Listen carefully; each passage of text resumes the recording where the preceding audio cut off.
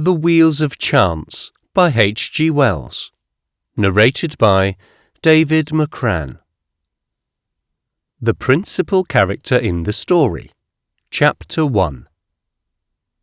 If you, presuming you are of the sex that does such things, if you had gone into the Drapery Emporium, which is really only magnificent for shops of Messrs. Antrobus and Company, a perfectly fictitious company by the by, of Putney, on the 14th of August, 1895, had turned to the right-hand side, where the blocks of white linen and piles of blankets rise up to the rail from which the pink and blue prints depend, you might have been served by the central figure of this story that is now beginning. He would have come forward, bowing and swaying. He would have extended 2 hands with largish knuckles and enormous cuffs over the counter, and he would have asked you, protruding a pointed chin and without the slightest anticipation of pleasure in his manner, what he might have the pleasure of showing you. Under certain circumstances, as for instance, hats, baby linen, gloves, silk, lace or curtains, he would simply have bowed politely and with a drooping expression, and making a kind of circular sweep, invited you to step this way, and so led you beyond his ken.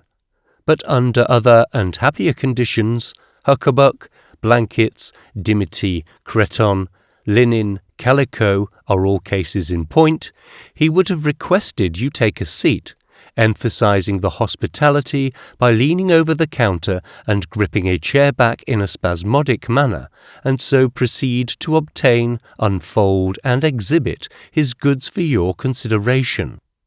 Under which happier circumstances you might, if an observing turn of mind, and not too much of a housewife to be inhuman, had given the central figure of this story less cursory attention. Now, if you had noticed anything about him, it would have been chiefly to notice how little he was noticeable. He wore the black morning suit, the black tie, and the speckled grey nether parts, descending into shadow and mystery below the counter, of his craft. He was of a pallid complexion, hair of a kind of dirty fairness, greyish eyes, and a skimpy immature moustache under his peaked indeterminate nose. His features were all small, but none ill-shaped. A rosette of pins decorated the lapel of his coat. His remarks, you would observe, were entirely what people used to call cliché, formula not organic to the occasion, but stereotyped ages ago and learnt years since by heart. "This, madam," he would say, "is selling very well. We are doing a very good article at 4.3 a yard. We could show you something better, of course. No trouble, madam, I assure you." Such were the simple counters of his intercourse. So, I say, he would have presented himself to your superficial observation. He would have danced about behind the counter, have neatly refolded the goods he had shown you, have put on one side those you selected, extracted a little book with a carbon leaf and a tinfoil sheet from a fixture, made you out a little bill in that weak flourishing hand peculiar to drapers, and have bawled, "Sane!" Then a puffy little shop-walker would have come into view, looked at the bill for a second very hard, showing you a parting down the middle of his head meanwhile, have scribbled a still more flourishing J.M. all over the document, have asked you if there was nothing more, have stood by you, supposing that you were paying cash, until the central figure of this story reappeared with the change. One glance more at him, and the puffy little shop-walker would have been bowing you out, with fountains of civilities at work all about you, and so the interview would have terminated. But real literature, as distinguished from anecdote, does not concern itself with superficial appearances alone. Literature is revelation. Modern literature is indecorous revelation. It is the duty of the earnest author to tell you what you would not have seen, even at the cost of some blushes. And the thing that you would not have seen about this young man, and the thing of the greatest moment to this story, the thing that must be told if the book is to be written, was, let us face it bravely, the remarkable condition of this young man's legs. Let us approach the business with dispassionate explicitness. Let us assume something of the scientific spirit, the hard, almost professorial tone of the conscientious realist. Let us treat this young man's legs as a mere diagram, and indicate the points of interest with the unemotional precision of a lecturer's pointer, and so to our revelation. On the internal aspect of the right ankle of this young man, you would have observed, ladies and gentlemen, a contusion and an abrasion. On the internal aspect of the left ankle, a contusion also. On its external aspect, a large yellowish bruise. On his left shin there were 2 bruises, one a leaden yellow, graduating here and there into purple, and another, obviously of more recent date, of a blotchy red, tumid and threatening. Proceeding up the left leg in a spiral manner, an unnatural hardness and redness would have been discovered on the upper aspect of the calf, and above the knee and on the inner side an extraordinary expanse of bruised surface, a kind of closely stippled shading of contused points. The right leg would be found to be bruised in a marvellous manner all about and under the knee, and particularly on the interior aspect of the knee. So far we may proceed with our details. Fired by these discoveries, an investigator might perhaps have pursued his inquiries further, to bruises on the shoulders, elbows, and even the finger joints of the central figure of our story. He had indeed been bumped and battered at an extraordinary number of points. But enough of realistic description is as good as a feast, and we have exhibited enough for our purpose. Even in literature, one must know where to draw the line. Now the reader may be inclined to wonder how a respectable young shopman should have got his legs, and indeed himself generally, into such a dreadful condition. One might fancy that he had been sitting with his nether extremities in some complicated machinery, a threshing machine, say, or one of those haymaking furies. But Sherlock Holmes, now happily dead, would have fancied nothing of the kind. He would have recognized at once that the bruises on the internal aspect of the leg, considered in the light of the distribution of the other abrasions and contusions, pointed unmistakably to the violent impact of the mountain beginner upon the bicycling saddle, and that the ruinous state of the right knee was equally eloquent of the concussions attended on that person's hasty, frequently causeless, and invariably ill-conceived descents. One large bruise on the shin is even more characteristic of the prentice cyclist, for upon every one of them waits the jest of the unexpected treadle. You try at least to walk your machine in an easy manner, and whack, you are rubbing your shin. So out of innocence we ripen. 2 bruises on that place mark a certain want of aptitude in learning, such as one might expect in a person unused to muscular exercise. Blisters on the hands are eloquent of the nervous clutch of the wavering rider, and so forth, until Sherlock is presently explaining, by the help of the minor injuries, that the machine ridden is an old-fashioned affair with a fork instead of the diamond frame, a cushioned tire, well worn on the hind wheel, and a gross weight all on of perhaps 43 pounds. The revelation is made. Behind the decorous figure of the attentive shopman that I had the honour of showing you at first, rises a vision of a nightly struggle, of 2 dark figures and a machine in the dark road, the road, to be explicit, from Roehampton to Putney Hill. And with this vision is the sound of a heel spurning the gravel, a gasping and grunting, a shouting of "Steer, man, steer!" a wavering, unsteady flight, a spasmodic turning of the missile edifice of man and machine, and a collapse. Then you descry dimly through the dusk the central figure of this story, sitting by the roadside and rubbing his leg at some new place, and his friend, sympathetic, but by no means depressed, repairing the displacement of the handlebar. Thus, even in a shop assistant does the warmth of manhood assert itself, and drive him against all the conditions of his calling, against the counsels of prudence and the restrictions of his means, to seek the wholesome delights of exertion and danger and pain. And our first examination of the draper reveals beneath his draperies the man, to which initial fact, among others, we shall come again in the end.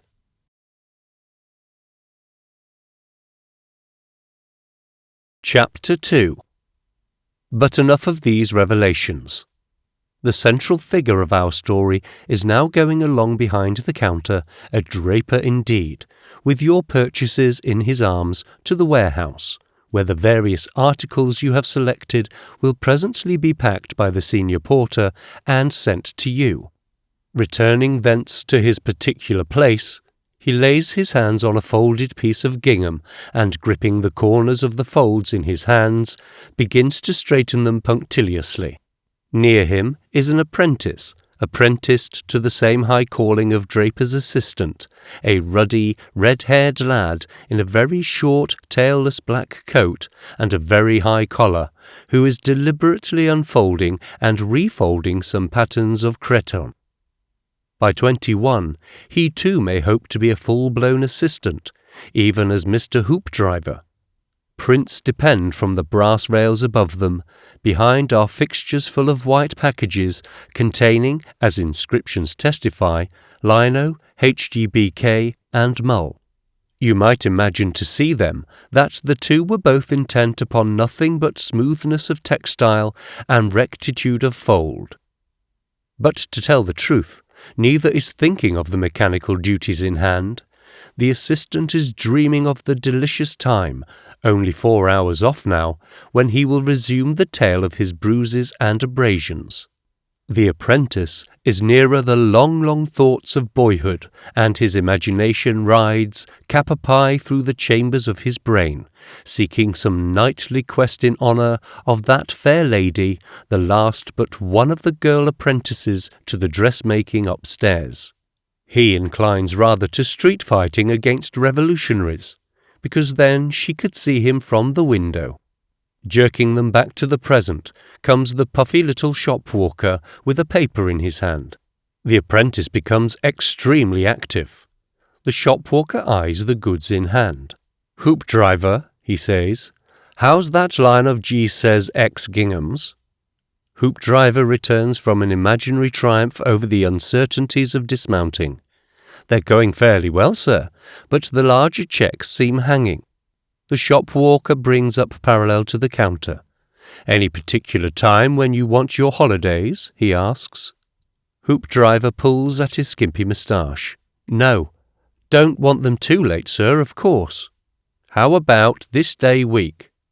Hoopdriver becomes rigidly meditative, gripping the corners of the gingham folds in his hands. His face is eloquent of conflicting considerations.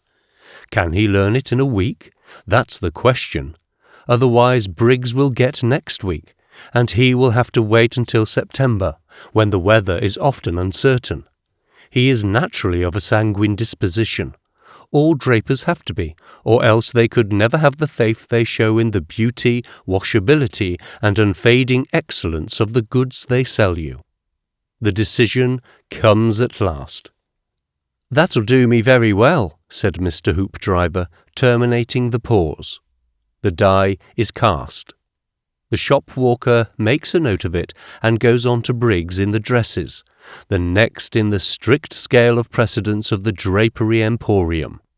Mr. Hoopdriver, in alternating spasms anon, straightens his gingham and anon becomes meditative, with his tongue in the hollow of his decaying wisdom tooth.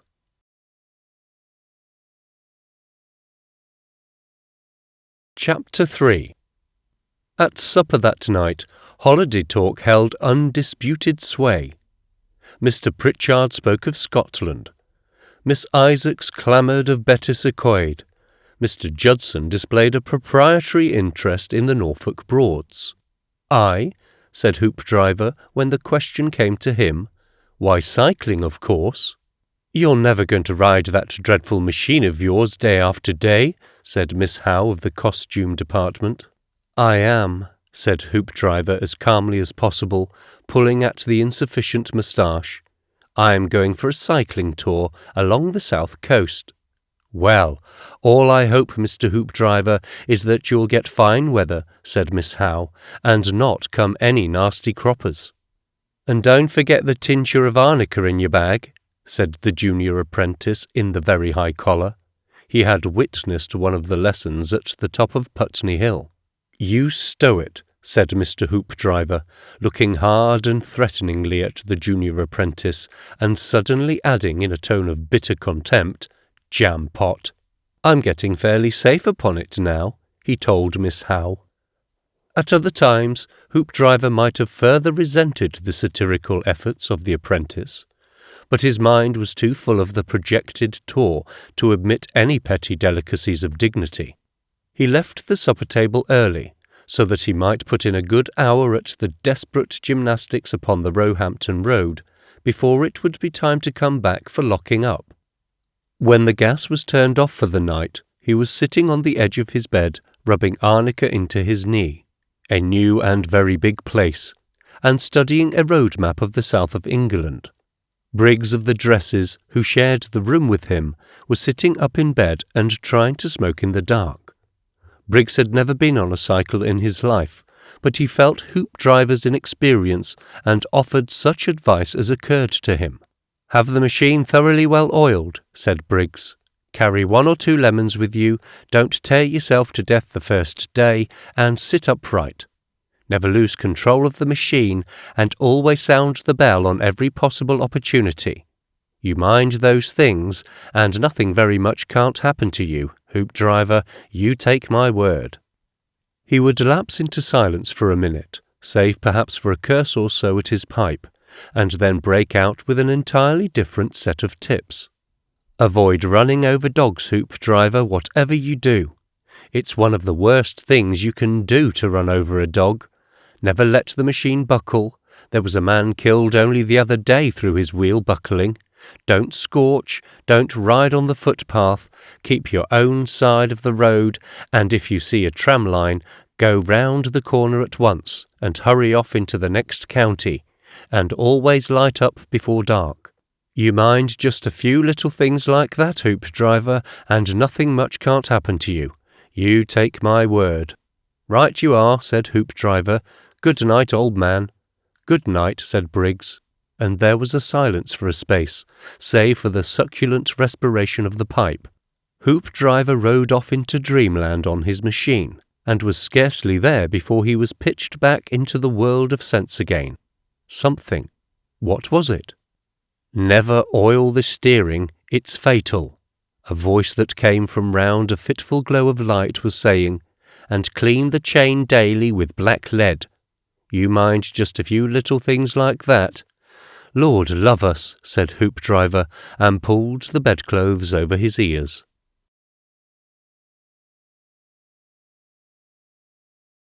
Chapter 4. The Riding Forth of Mr. Hoopdriver. Only those who toil 6 long days out of 7, and all the year round, save for one brief glorious fortnight or 10 days in the summer-time, know the exquisite sensations of the first holiday morning. All the dreary, uninteresting routine drops from you suddenly. Your chains fall about your feet. All at once you are lord of yourself, lord of every hour in the long vacant day. You may go where you please, call none sir or madam, have a lapel free of pins, doff your black morning coat, and wear the colour of your heart, and be a man. You grudge sleep, you grudge eating and drinking even, their intrusion on those exquisite moments. There will be no more rising before breakfast in casual old clothing to go dusting and getting ready in a cheerless, shutter-darkened, wrapped-up shop, no more imperious cries of "Forward, Hoopdriver!" No more hasty meals, and weary attendance on fitful old women for 10 blessed days. The first morning is by far the most glorious, for you hold your whole fortune in your hands. Thereafter, every night comes a pang, a spectre that will not be exorcised, the premonition of the return. The shadow of going back, of being put in the cage again for another 12 months, lies blacker and blacker across the sunlight. But on the first morning of the 10, the holiday has no past, and 10 days seems as good as infinity. And all was fine, full of a promise of glorious days, a deep blue sky with dazzling piles of white cloud here and there, as though celestial haymakers had been piling the swathes of last night's clouds into cocks for a coming cartage. There were thrushes in the Richmond Road, and a lark on Putney Heath. The freshness of dew was in the air. Dew or the relics of an overnight shower glittered on the leaves and grass. Hoopdriver had breakfasted early by Mrs. Gunn's complaisance. He wheeled his machine up Putney Hill, and his heart sang within him. Halfway up, a dissipated-looking black cat rushed home across the road and vanished under a gate. All the big red brick houses behind the variegated shrubs and trees had their blinds down still, and he would not have changed places with a soul in any one of them for £100. He had on his new brown cycling suit, a handsome Norfolk jacket thing for 30 shillings, and his legs, those martyr legs, were more than consoled by thick checkered stockings, thin in the foot, thick in the leg, for all they had endured. A neat packet of American cloth behind the saddle contained his change of raiment, and the bell and the handlebar and the hubs and lamp, albeit a trifle freckled by wear, glittered blindingly in the rising sunlight.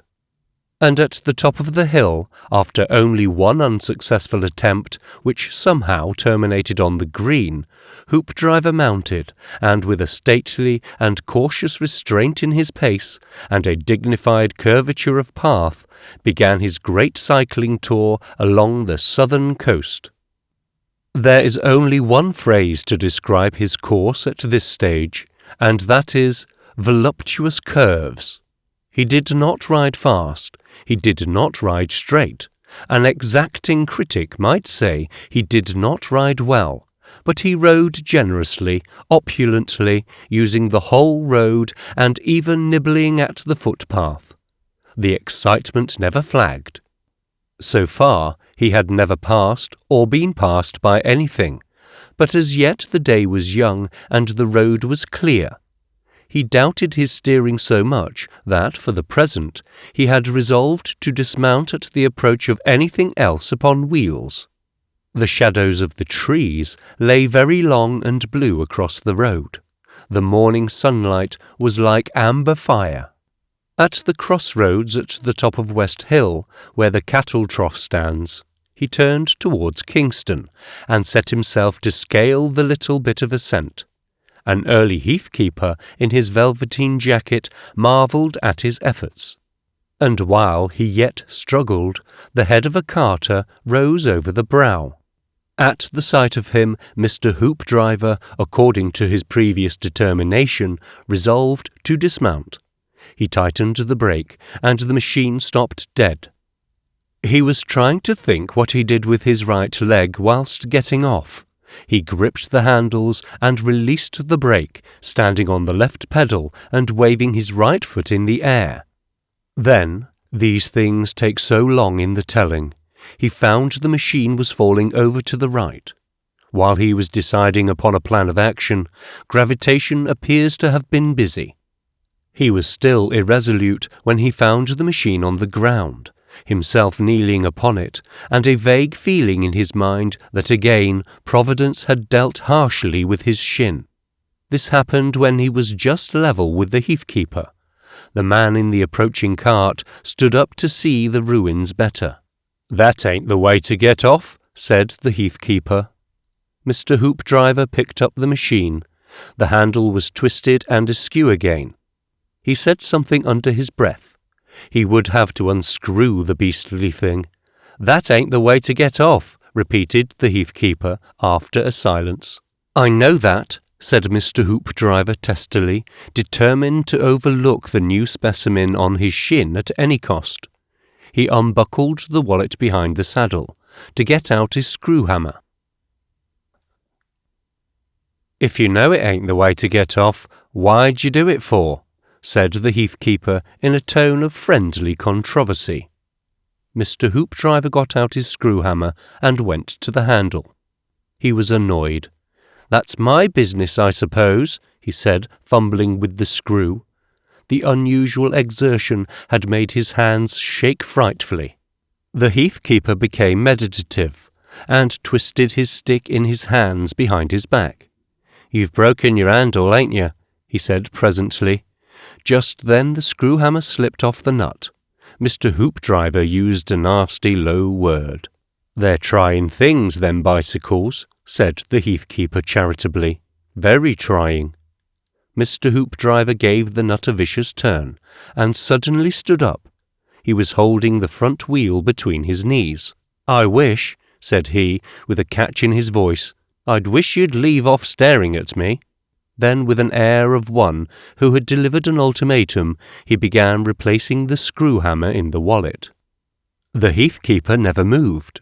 Possibly he raised his eyebrows, and certainly he stared harder than he did before.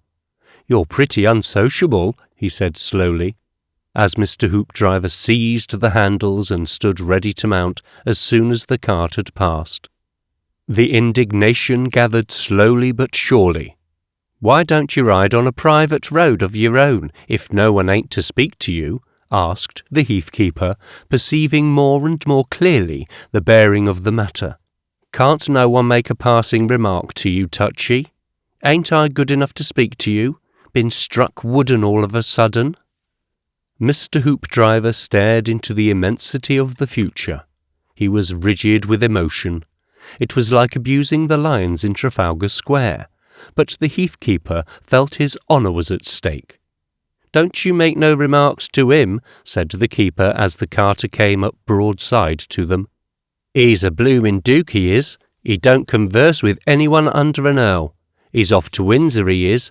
That's why he's sticking out his behind so haughty. Pride. Why's he got so much of it? He has to carry some of it in that there bundle there, for fear he'd bust himself if he didn't ease a bit, he." But Mr. Hoopdriver heard no more. He was hopping vigorously along the road in a spasmodic attempt to remount. He missed the treadle once and swore viciously, to the keeper's immense delight. "Nah," said the heathkeeper. In another moment, Mr. Hoopdriver was up, and after one terrific lurch of the machine, the heathkeeper dropped out of earshot.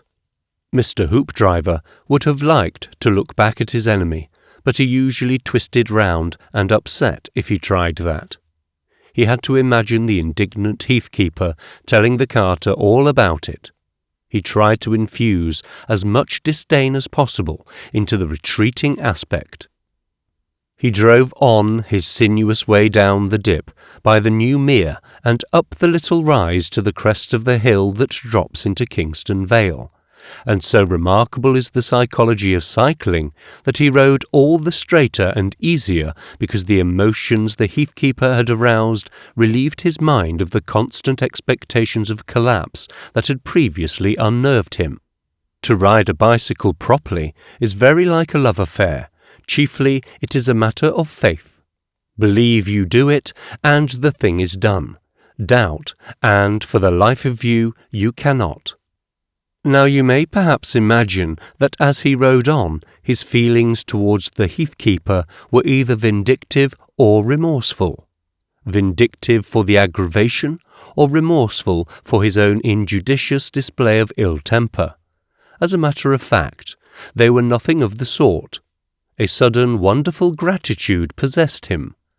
The glory of the holidays had resumed its sway with a sudden ascension of splendour.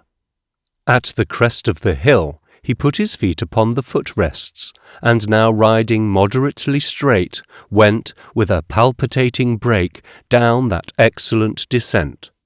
A new delight was in his eyes, quite over and above the pleasure of rushing through the keen, sweet morning air. He reached out his thumb and twanged his bell out of sheer happiness. "He's a bloomin' duke, he is," said Mr. Hoopdriver to himself, in a soft undertone, as he went soaring down the hill, and again, "He's a bloomin' duke." He opened his mouth in a silent laugh. It was having a decent cut, did it? His social superiority had been so evident that even a man like that noticed it. No more Manchester department for 10 days. Out of Manchester a man, the draper Hoopdriver, the hand had vanished from existence. Instead was a gentleman, a man of pleasure, with a £5 note, 2 sovereigns, and some silver at various convenient points of his person. At any rate, as good as a duke, if not precisely in the peerage. Involuntarily at the thought of his funds, Hoopdriver's right hand left the handle and sought his breast pocket, to be immediately recalled by a violent swoop of the machine towards the cemetery. Whirroo! Just missed that half-brick. Mischievous brutes there were in the world to put such a thing in the road. Some bloomin' Harry or other ought to prosecute a few of these roughs, and the rest would know better. That must be the buckle of the wallet was rattling on the mudguard. How cheerfully the wheels buzzed. The cemetery was very silent and peaceful, but the vale was waking, and windows rattled and squeaked up, and a white dog came out of one of the houses and yelped at him. He got off, rather breathless, at the foot of Kingston Hill, and pushed up. Halfway up, an early milk chariot rattled by him. 2 dirty men with bundles came hurrying down. Hoopdriver felt sure they were burglars carrying home the swag. It was up Kingston Hill that he first noticed a peculiar feeling, a slight tightness at his knees. But he noticed, too, at the top that he rode straighter than he did before. The pleasure of riding straight blotted out these first intimations of fatigue. A man on horseback appeared. Hoopdriver, in a tumult of soul at his own temerity, passed him. Then down the hill into Kingston, with the screw-hammer behind in the wallet, rattling against the oil-can. He passed, without misadventure, a fruiter's van and a sluggish cartload of bricks.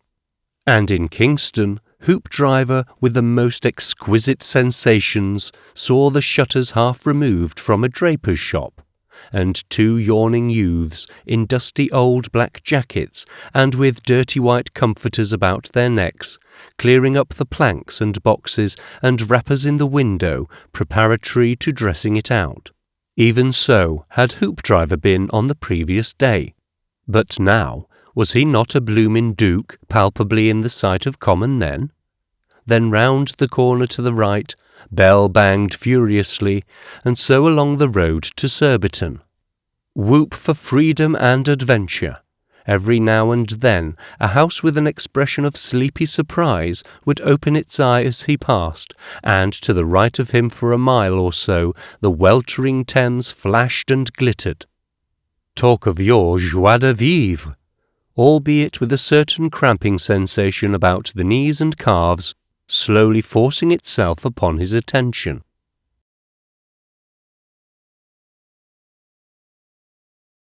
Chapter 5. The Shameful Episode of the Young Lady in Grey. Now you must understand that Mr. Hoopdriver was not one of your fast young men. If he had been King Lemuel, he could not have profited more by his mother's instructions. He regarded the feminine sex as something to bow to and smirk at from a safe distance. Years of the intimate remoteness of a counter leave their mark upon a man. It was an adventure for him to take one of the young ladies of the establishment to church on a Sunday. Few modern young men could have merited less the epithet dog. but I have thought at times that his machine may have had something of the blade in its metal. Decidedly, it was a machine with a past. Mr. Hoopdriver had bought it second-hand from Hare's in Putney, and Hare said it had had several owners. Second-hand was scarcely the word for it, and Hilaire was mildly puzzled that he should be selling such an antiquity. He said it was perfectly sound, if a little old-fashioned, but he was absolutely silent about its moral character. It may even have begun its career with a poet, say, in his glorious youth. It may have been the bicycle of a really bad man. No one who has ever ridden a cycle of any kind but will witness that the things are uncountably prone to pick up bad habits, and keep them. It is undeniable that it became convulsed with the most violent emotions directly the young lady in grey appeared. It began an absolutely unprecedented wobble, unprecedented so far as Hoopdriver's experience went. It showed off the most decadent sinuosity. It left a track like one of Beardsley's feathers. He suddenly realized, too, that his cap was loose on his head and his breath a mere remnant.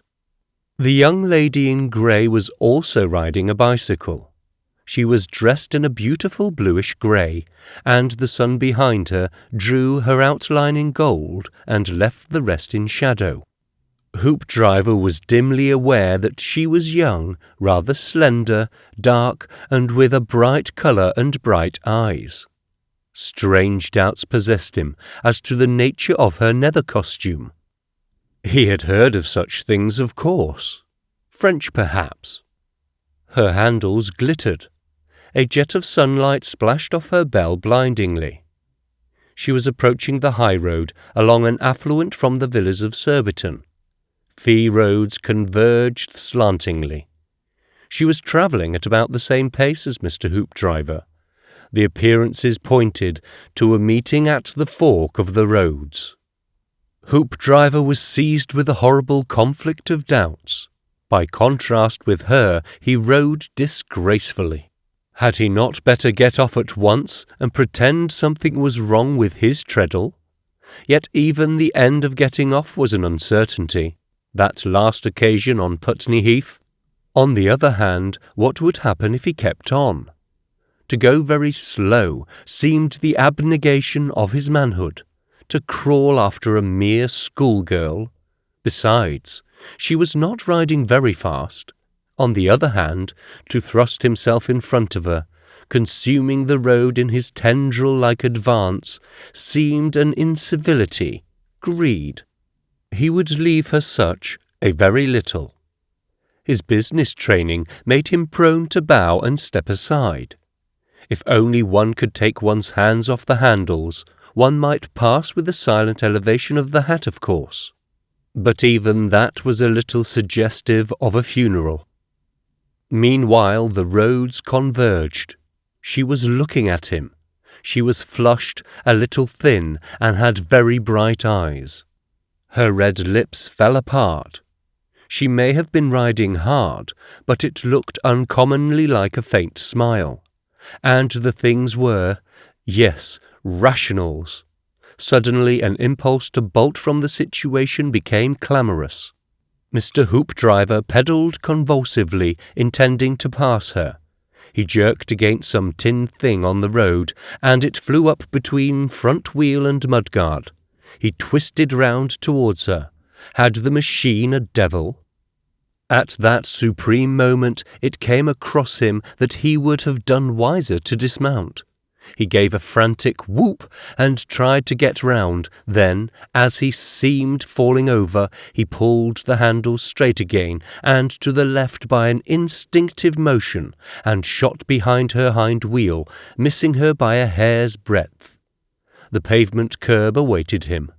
He tried to recover and found himself jumped up on the pavement and riding squarely at a neat wooden paling. He struck this with a terrific impact and shot forward off his saddle into a clumsy entanglement. Then he began to tumble over sideways and completed the entire figure in a sitting position on the gravel, with his feet between the fork and the stay of the machine. The concussion on the gravel shook his entire being. He remained in that position, wishing that he had broken his neck, wishing even more heartily that he had never been born. The glory of life had departed. Bloomin' Duke indeed, these unwomanly women. There was a soft whir, the click of a brake, 2 footfalls, and the young lady in grey stood holding her machine. She had turned round and come back to him. The warm sunlight now was in her face. "Are you hurt?" she said. She had a pretty clear girlish voice. She was really very young, quite a girl in fact, and rode so well. It was a bitter draught. Mr. Hoopdriver stood up at once. "Not a bit," he said, a little ruefully. He became painfully aware that large patches of gravel scarcely improved the appearance of a Norfolk suit. "I'm very sorry indeed." "It's my fault," she said, interrupting, and so saving him on the very verge of calling her Miss. He knew Miss was wrong, but it was deep-seated habit with him. "I tried to pass you on the wrong side."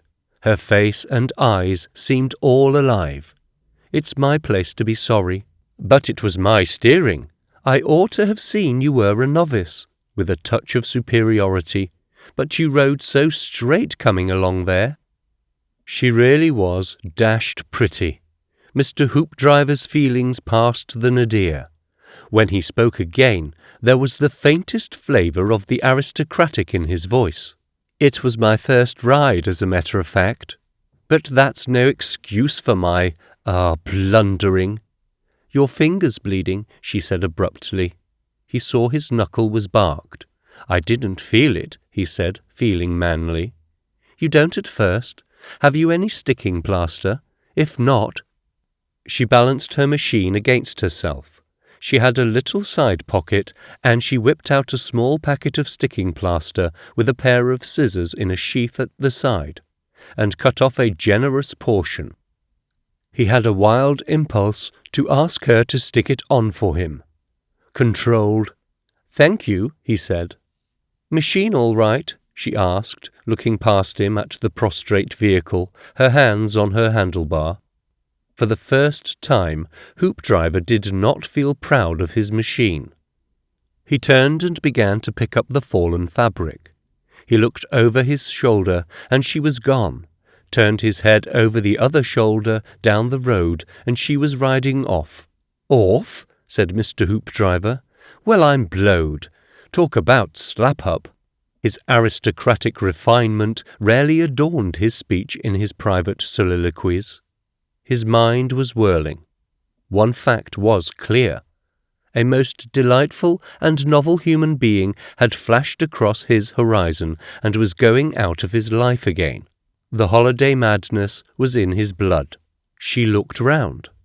At that he rushed his machine into the road and began a hasty ascent. Unsuccessful. Try again. Confound it, will he never be able to get up on the thing again? She will be round the corner in a minute.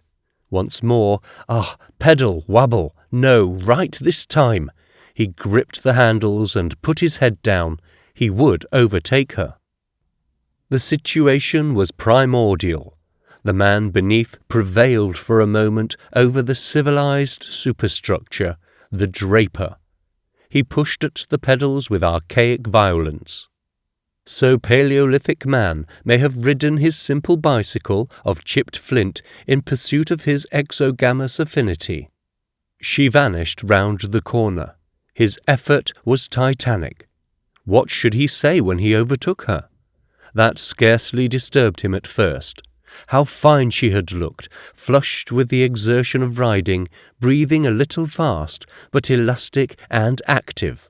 Talk about your ladylike, home-keeping girls with their complexions like cold veal. But what should he say to her? That was a bother. And he could not lift his cap without risking a repetition of his previous ignominy. She was a real young lady, no mistake about that. None of your blooming shop girls. There is no greater contempt in the world than that of shop men for shop girls, unless it be that of shop girls for shop men. Phew, this was work. A certain numbness came and went at his knees.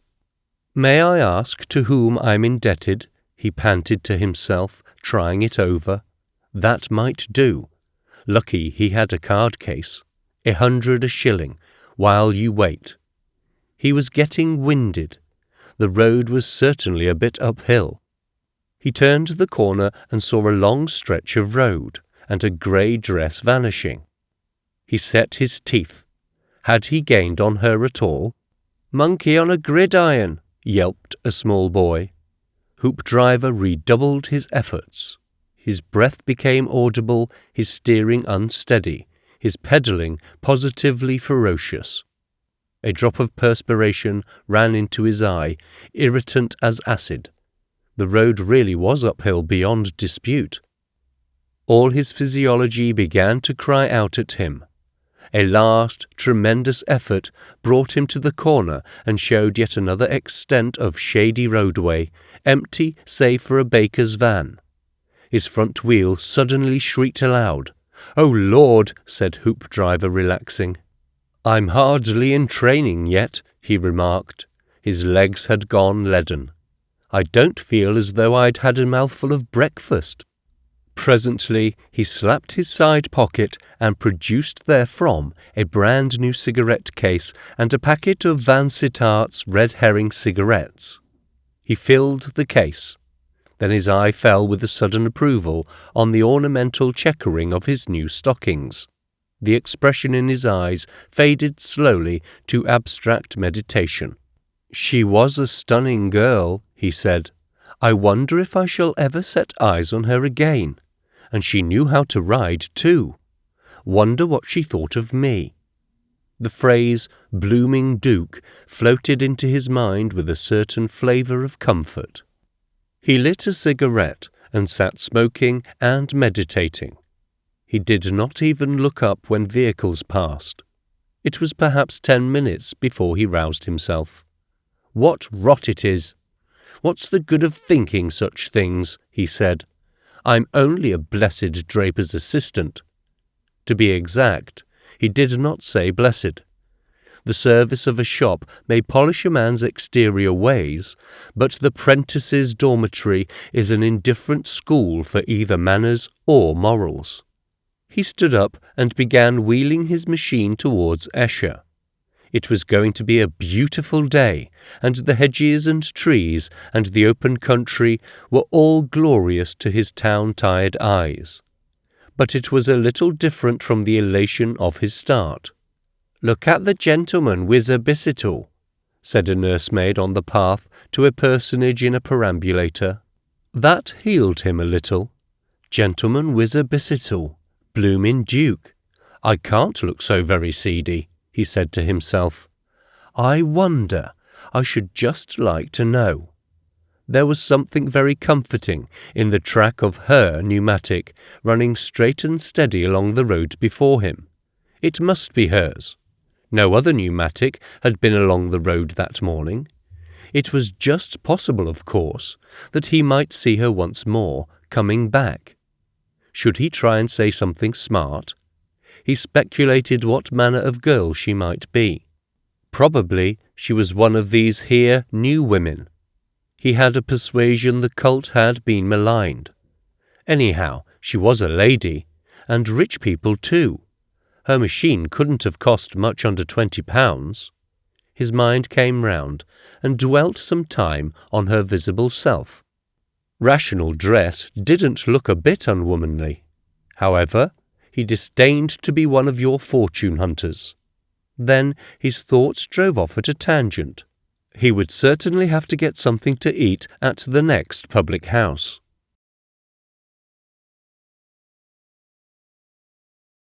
Chapter 6. On the road to Ripley.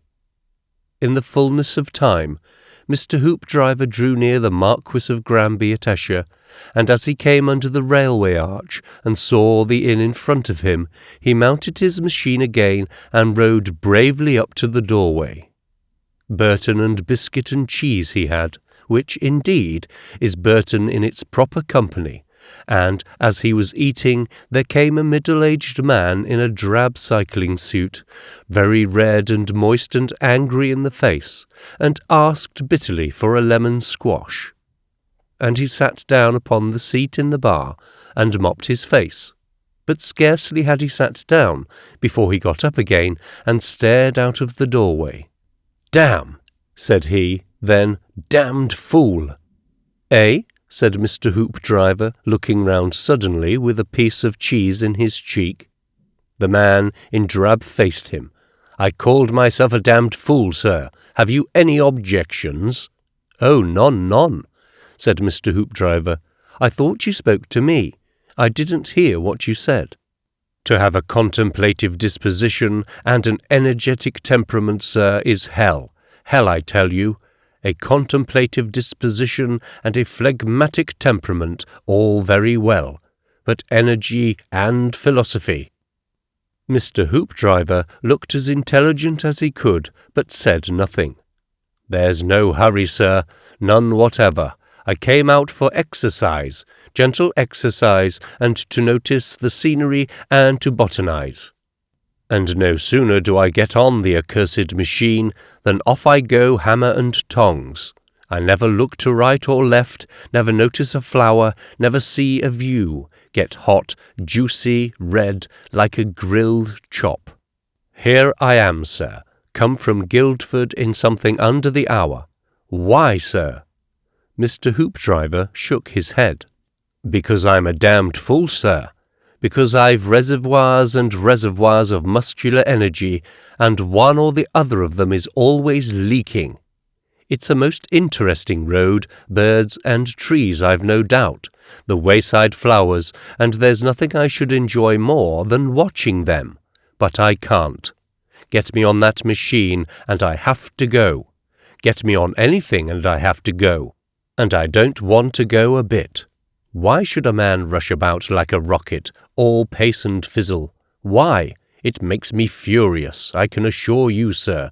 I go scorching along the road and cursing aloud at myself for doing it. A quiet, dignified, philosophical man, that's what I am, at bottom. And here I am dancing with rage and swearing like a drunken tinker at a perfect stranger. But my day's wasted. I've lost all that country road, and now I'm on the fringe of London. And I might have loitered all morning. Ugh! Thank heaven, sir, you have not the irritable temperament, that you are not goaded to madness by the endogenous sneers, by the eternal wrangling of an uncomfortable soul and body. I tell you, I lead a cat and dog life. But what is the use of talking? It's all of a piece. He tossed his head with unspeakable self-disgust, pitched the lemon squash into his mouth, paid for it, and without any further remark, strode to the door. Mr. Hoopdriver was still wondering what to say when his interlocutor vanished. There was a noise of a foot spurning the gravel, and when Mr. Hoopdriver reached the doorway, the man in drab was a score of yards Londonward. He had already gathered pace. He pedalled with ill-suppressed anger, and his head was going down. In another moment he flew swiftly out of sight under the railway arch, and Mr. Hoopdriver saw him no more.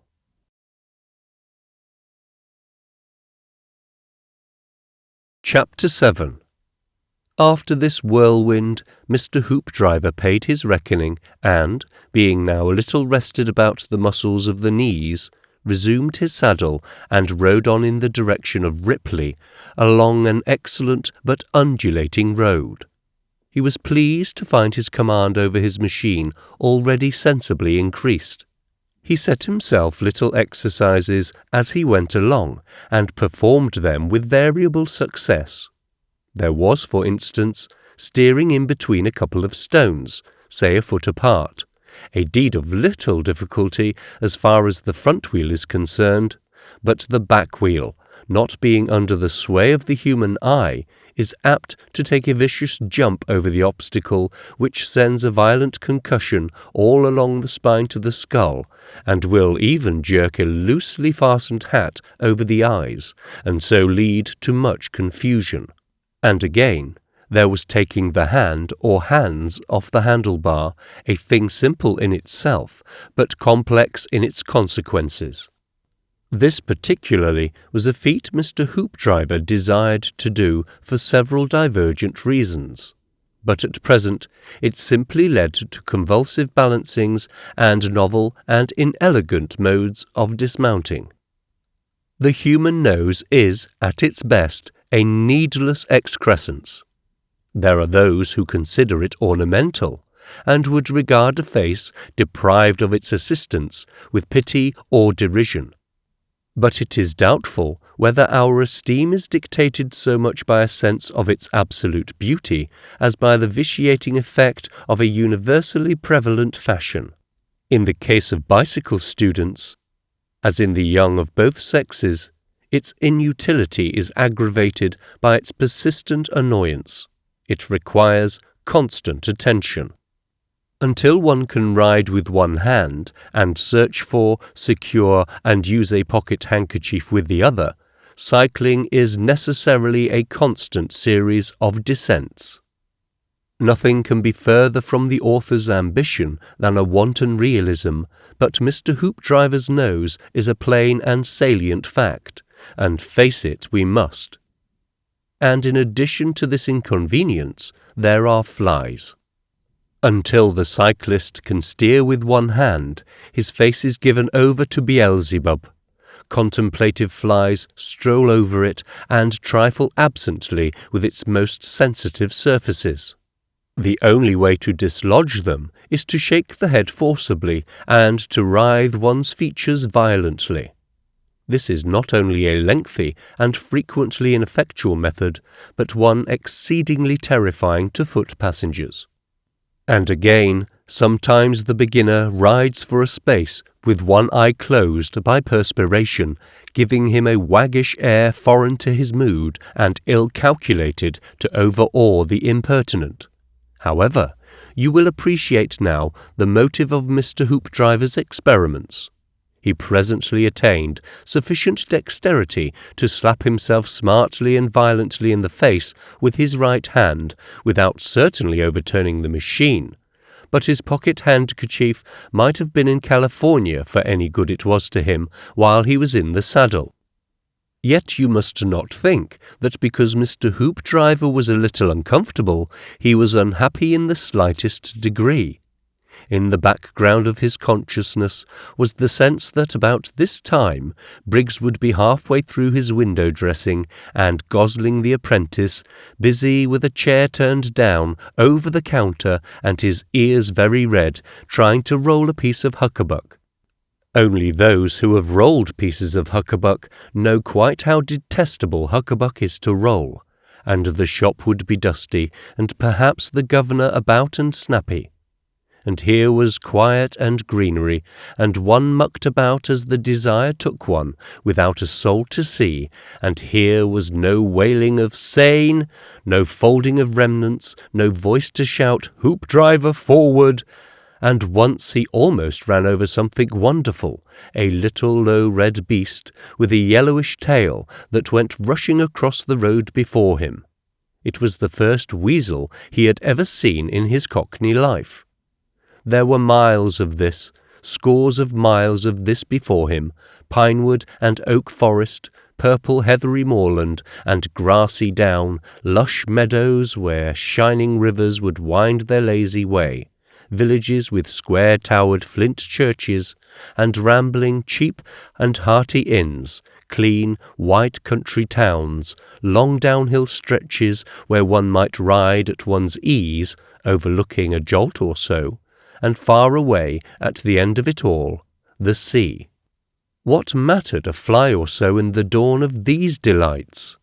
Perhaps he had been dashed a minute by the shameful episode of the young lady in grey, and perhaps the memory of it was making itself a little lair in the corner of his brain, from which it could distress him in the retrospect by suggesting that he looked like a fool. But for the present that trouble was altogether in abeyance. The man in drab, evidently a swell, had spoken to him as his equal, and the knees of his brown suit and the checkered stockings were ever before his eyes. Or rather, you could see the stockings by carrying the head a little to one side, and to feel, little by little, his mastery over this delightful, treacherous machine growing and growing. Every half-mile or so, his knees reasserted themselves, and he dismounted and sat a while by the roadside. It was at a charming little place between Esher and Cobham, where a bridge crosses a stream, that Mr. Hoopdriver came across the other cyclist in brown. It is well to notice the fact here, although the interview was of the slightest, because it happened that subsequently Hoopdriver saw a great deal more of this other man in brown. The other cyclist in brown had a machine of dazzling newness, and a punctured pneumatic lay across his knees. He was a man of 30 or more, with a whitish face, an aquiline nose, a lank flaxen moustache, and very fair hair, and he scowled at the job before him. At the sight of him, Mr. Hoopdriver pulled himself together and rode by with an air of one born to the wheel. "A splendid morning," said Mr. Hoopdriver, "and a fine surface."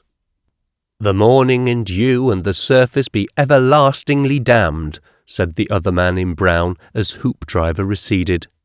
Hoopdriver heard the mumble, and did not distinguish the words, and he felt a pleasing sense of having duly asserted the wide sympathy that binds all cyclists together, of having behaved himself as becomes one of the brotherhood of the wheel. The other man in brown watched his receding aspect. "Greasy proletarian," said the other man in brown, feeling a prophetic dislike. "Got a suit of brown, the very picture of this. One would think his sole aim in life had been to caricature me. It's fortune's way with me. Look at his insteps on the treadles. Why does heaven make such men?" And having lit a cigarette, the other man in brown returned to the business in hand. Mr. Hoopdriver worked up the hill towards Cobham to a point that he felt sure was out of sight of the other man in brown, and then he dismounted and pushed his machine until the proximity of the village, and a proper pride drove him into the saddle again.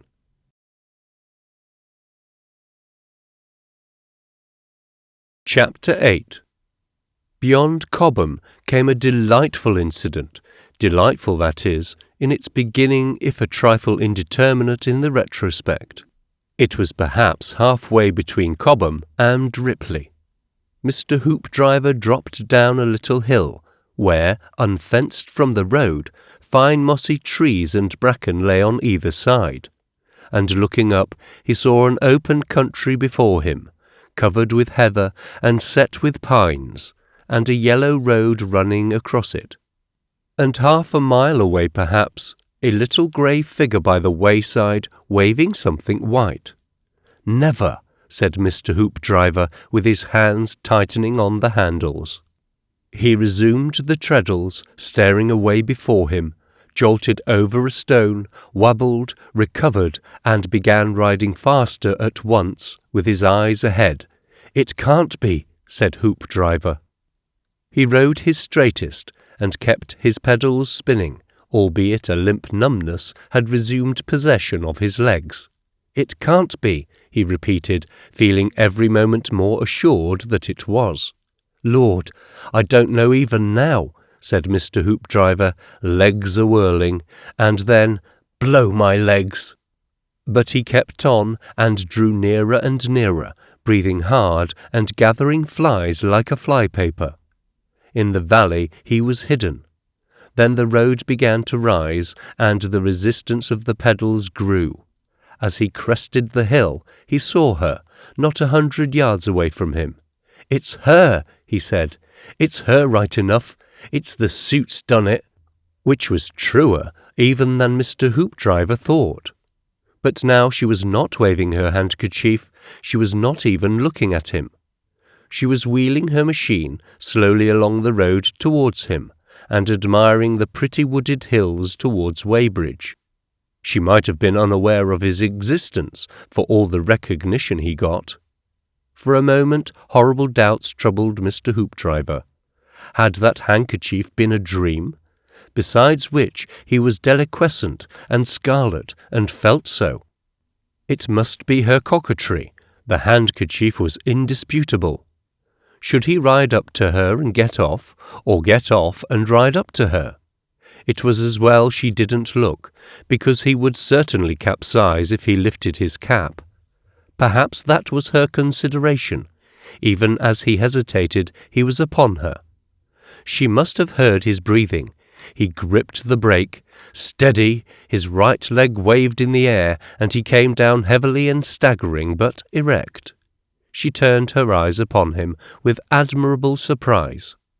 Mr. Hoopdriver tried to smile pleasantly, hold up his machine, raise his cap, and bow gracefully.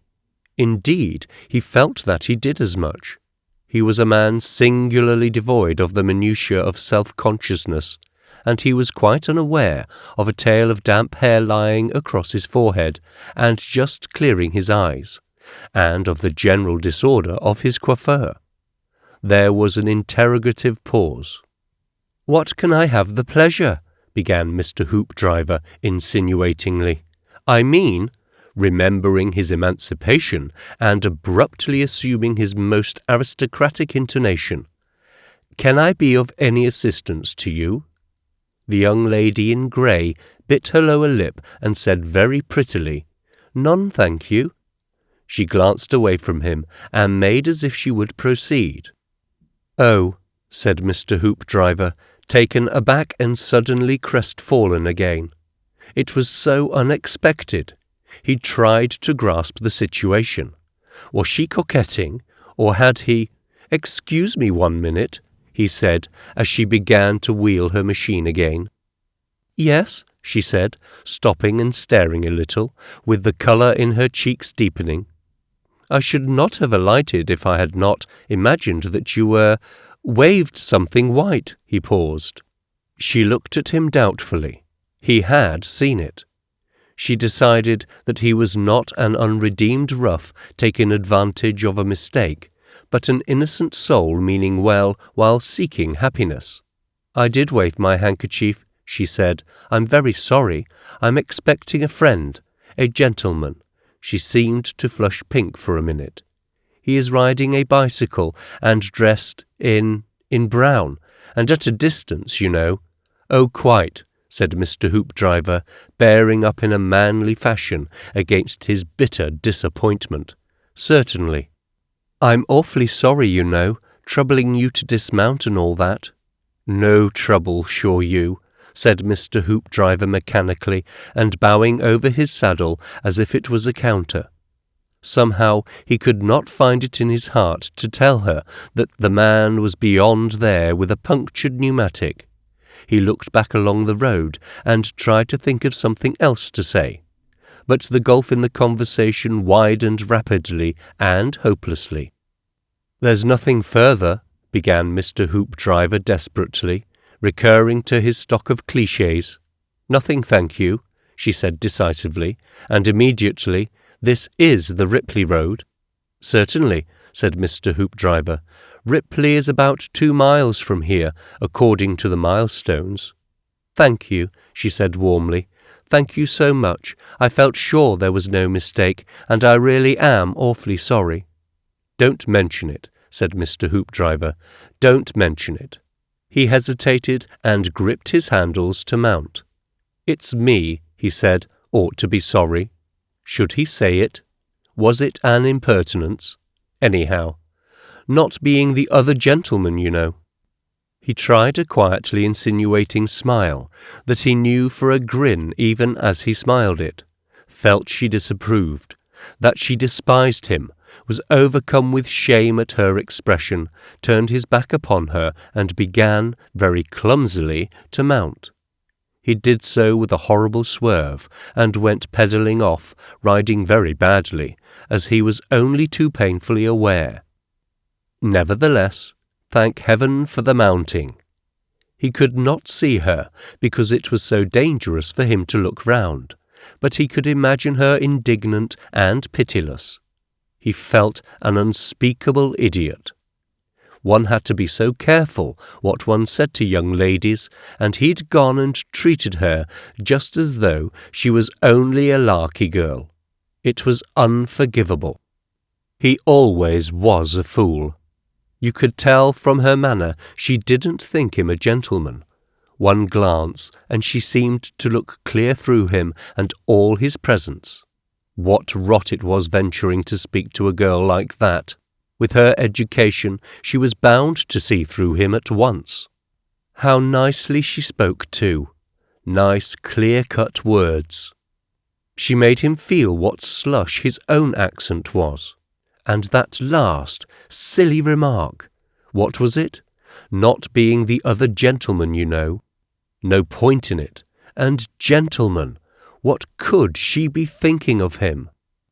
But really, the young lady in grey had dismissed Hoopdriver from her thoughts almost before he had vanished round the corner. She had thought no ill of him. His manifest awe and admiration of her had given her not an atom of offence. But for her just now there were weightier things to think about, things that would affect all the rest of her life. She continued slowly walking her machine Londonward. Presently she stopped. "Oh, why doesn't he come?" she said, and stamped her foot petulantly. Then, as if in answer, coming down the hill among the trees, appeared the other man in brown, dismounted and wheeling his machine.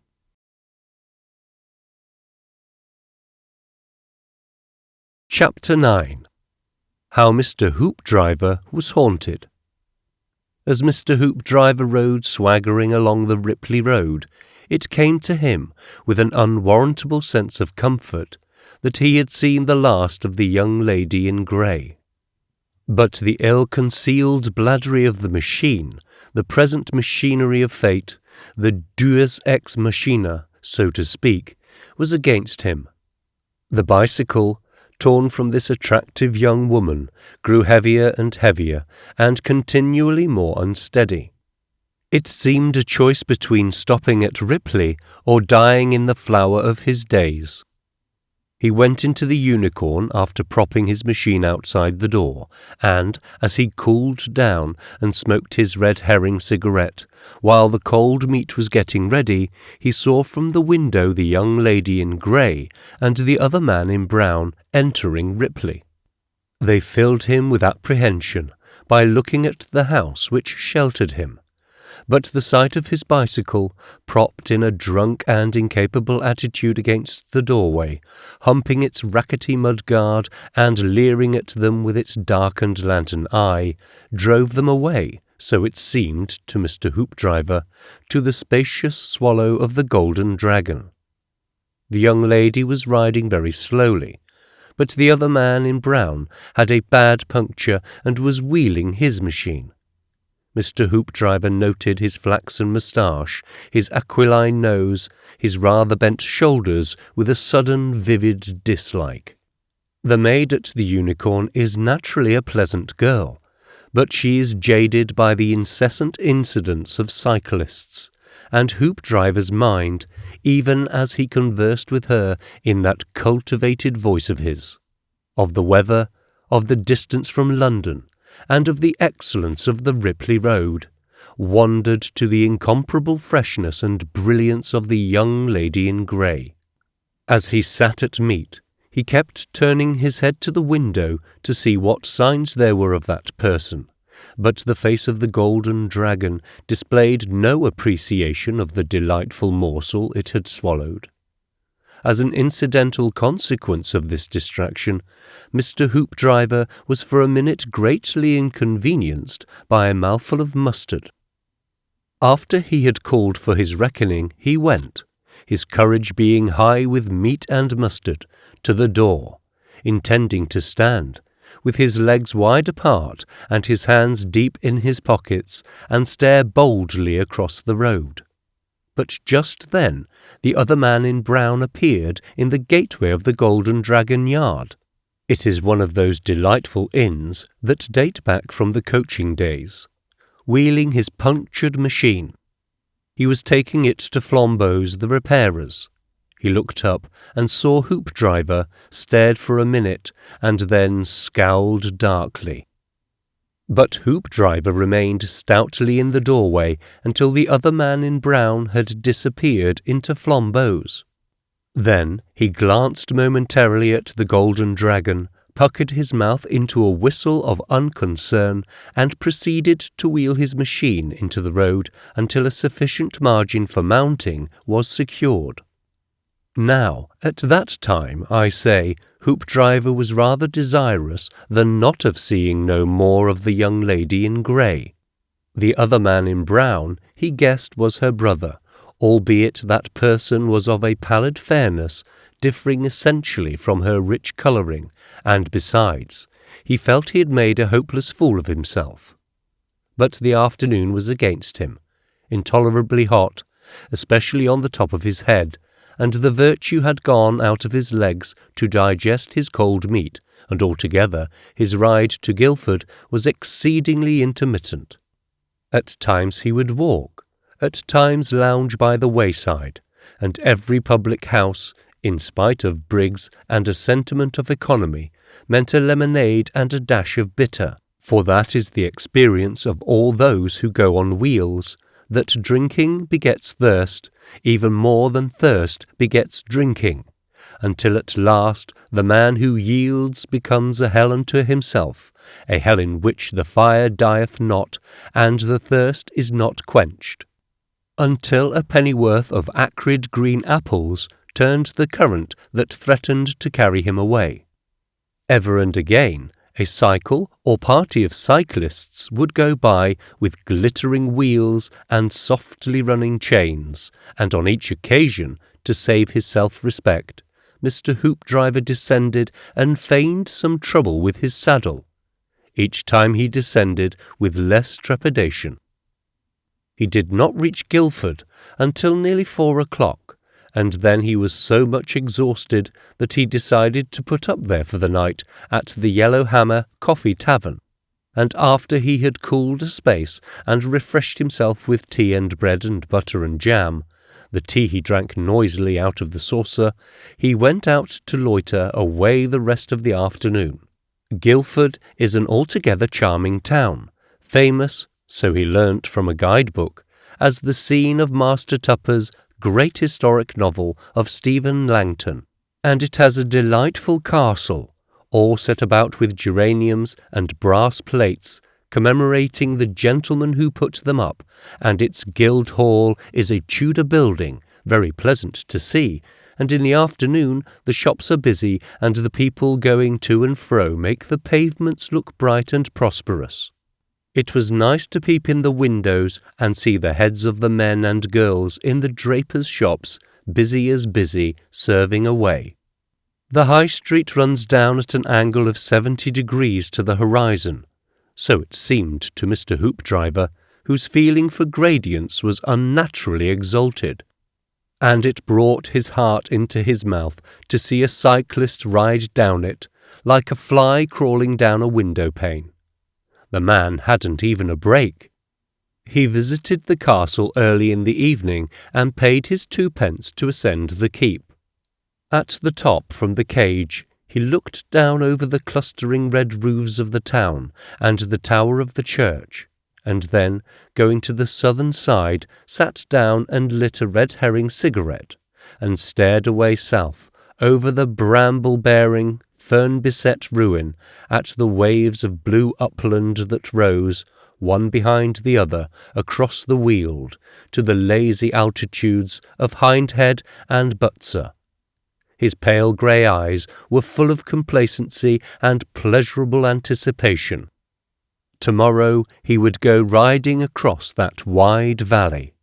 He did not notice anyone else had come up the keep after him until he heard a soft voice behind him saying, "Well, Miss Beaumont, here's the view." Something in the accent pointed to a jest in the name. "It's a dear old town, Brother George," answered another voice that sounded familiar enough, and turning his head, Mr. Hoopdriver saw the other man in brown and the young lady in grey with their backs towards him.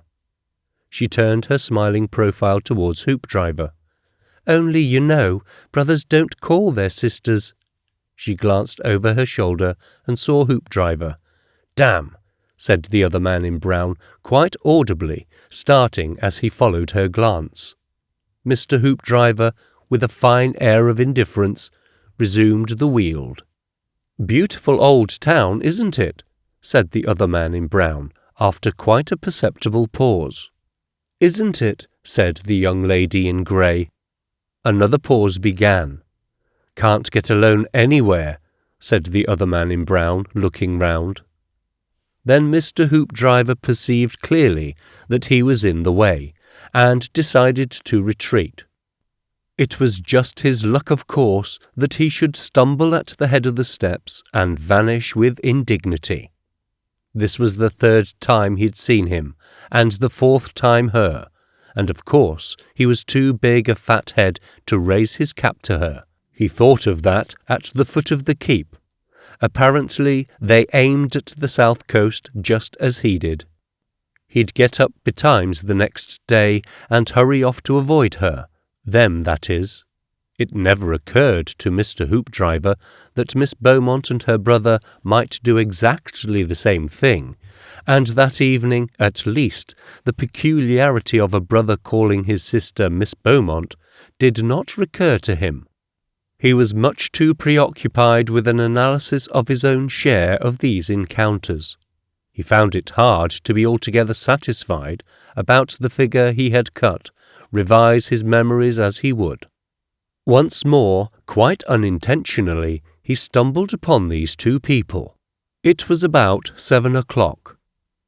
He stopped outside a linen draper's and peered over the goods in the window at the assistants in torment.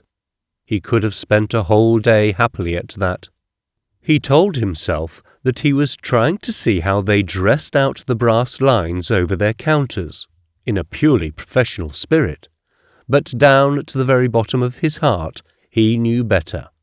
The customers were a secondary consideration, and it was only after the lapse of perhaps a minute that he perceived that among them was the young lady in grey. He turned away from the window at once, and saw the other man in brown standing at the edge of the pavement and regarding him with a very curious expression of face. There came into Mr. Hoopdriver's head the curious problem whether he was to be regarded as a nuisance haunting these people, or whether they were to be regarded as a nuisance haunting him.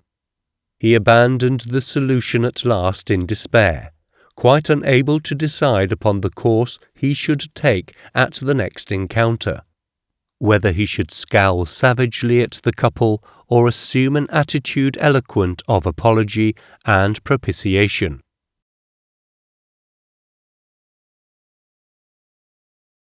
Chapter 10. The Imaginings of Mr. Hoopdriver's Heart.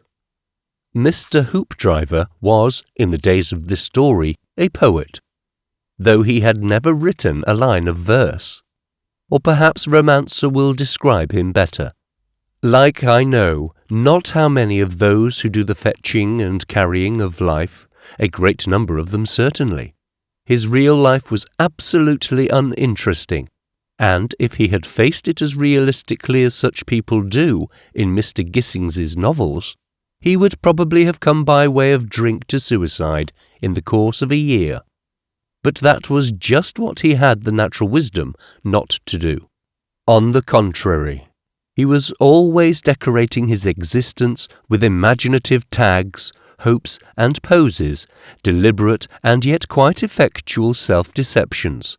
His experiences were mere material for a romantic superstructure. If some power had given Hoopdriver the giftie, Burns invoked, to see ourselves as ears see us, he would probably have given it away to someone else at the very earliest opportunity. His entire life, you must understand, was not a continuous romance, but a series of short stories linked only by the general resemblance of their hero, a brown-haired young fellow commonly, with blue eyes and a fair moustache, graceful rather than strong, sharp and resolute rather than clever. CP, as the scientific book says, page 2. Invariably, this person possessed an iron will. The stories fluctuated indefinitely. The smoking of a cigarette converted Hoopdriver's hero into something entirely worldly, subtly rakish, with a humorous twinkle in the eye and some gallant sinning in the background. You should have seen Mr. Hoopdriver promenading the brilliant gardens at Earl's Court on an early closing night. His meaning glances, I dare not give the meaning.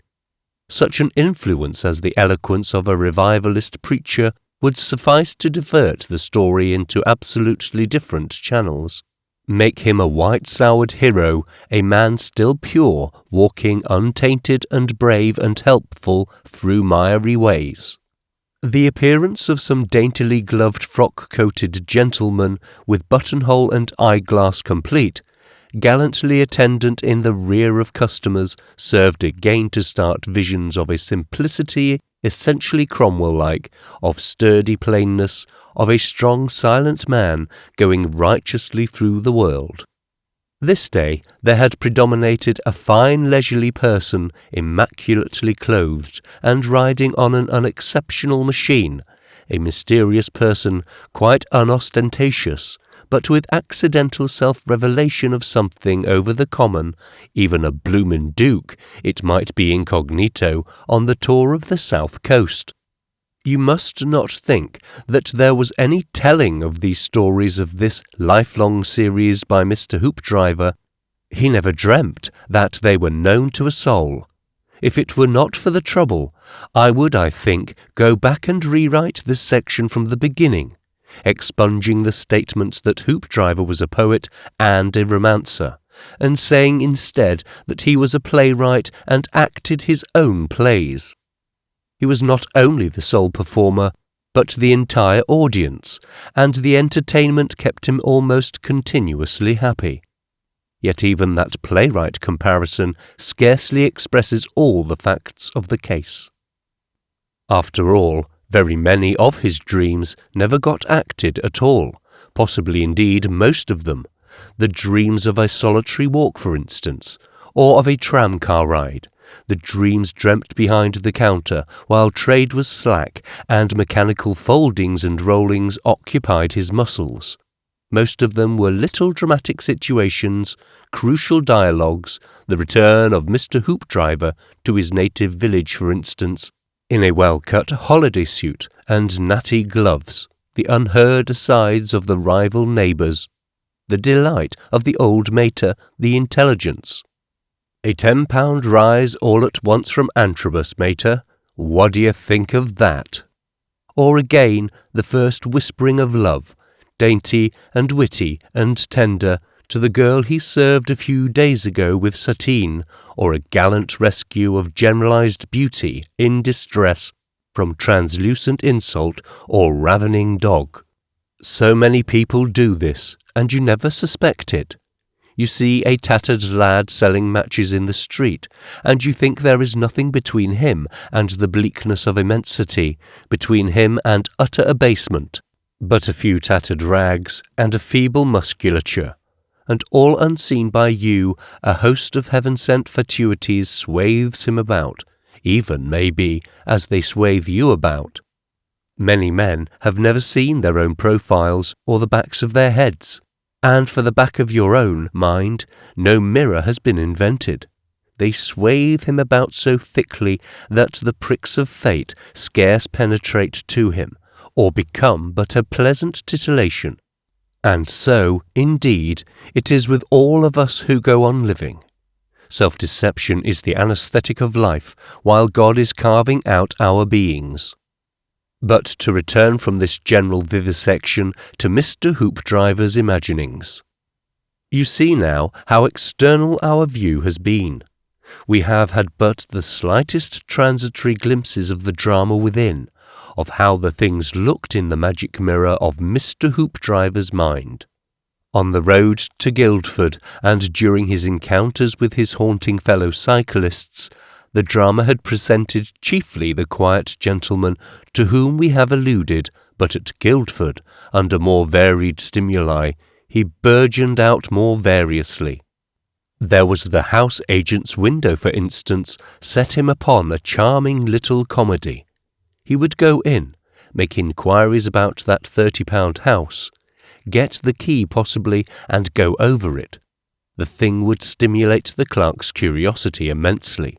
He searched his mind for a reason for this proceeding, and discovered that he was a dynamiter needing privacy. Upon that theory, he procured the key, explored the house carefully, said darkly that it might suit his special needs, but that there were others to consult. The clerk, however, did not understand the allusion, and merely pitied him as one who had married young and paired himself to a stronger mind than his own. This proceeding in some occult way led to the purchase of a notebook and pencil, and that started the conception of an artist taking notes. That was a little game Mr. Hoopdriver had, in congenial company, played in his still younger days, to the infinite annoyance of quite a number of respectable excursionists at Hastings. In early days, Mr. Hoopdriver had been, as his mother proudly boasted, a bit of a drawer, but a conscientious and normally stupid schoolmaster perceived the incipient talent and had nipped it in the bud by a series of lessons in art. However, our principal character figured out quite happily in old corners of Guildford, and once the other man in brown, looking out of the bay window of the Earl of Kent, saw him standing in a corner by a gateway, notebook in hand, busily sketching the Earl's imposing features. At which sight the other man in brown started back from the centre of the window, so as to be hidden from him, and crouching slightly, watched him intently through the interstices of the lace curtains.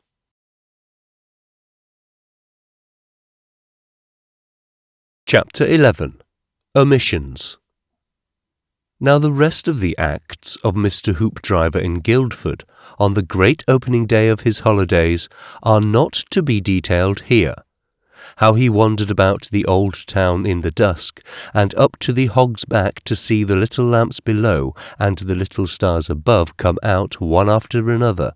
How he returned through the yellow-lit streets to the Yellowhammer Coffee Tavern, and supped bravely in the commercial room, a man among men. How he joined in the talk about flying machines and the possibilities of electricity, witnessing that flying machines were dead certain to come, and that electricity was wonderful, wonderful.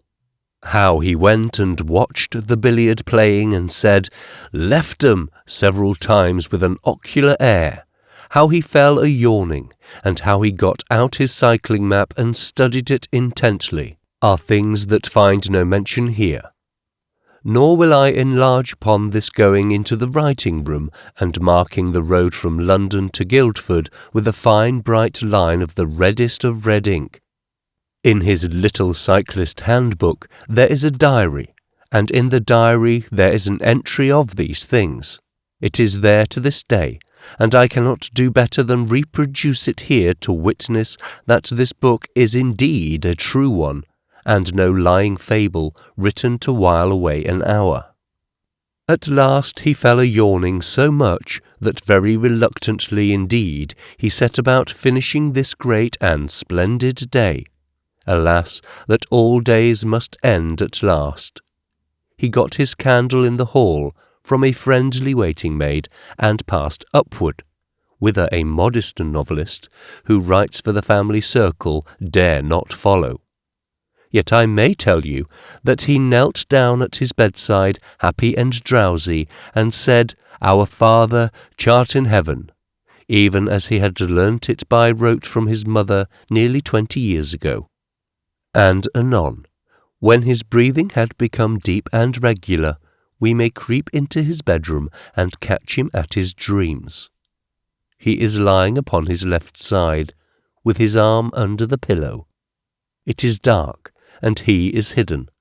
But if you could have seen his face, sleeping there in the darkness, I think you would have perceived, in spite of that treasured, thin, and straggling moustache, in spite of your memory of the coarse words he had used that day, that the man before you was, after all, only a little child asleep.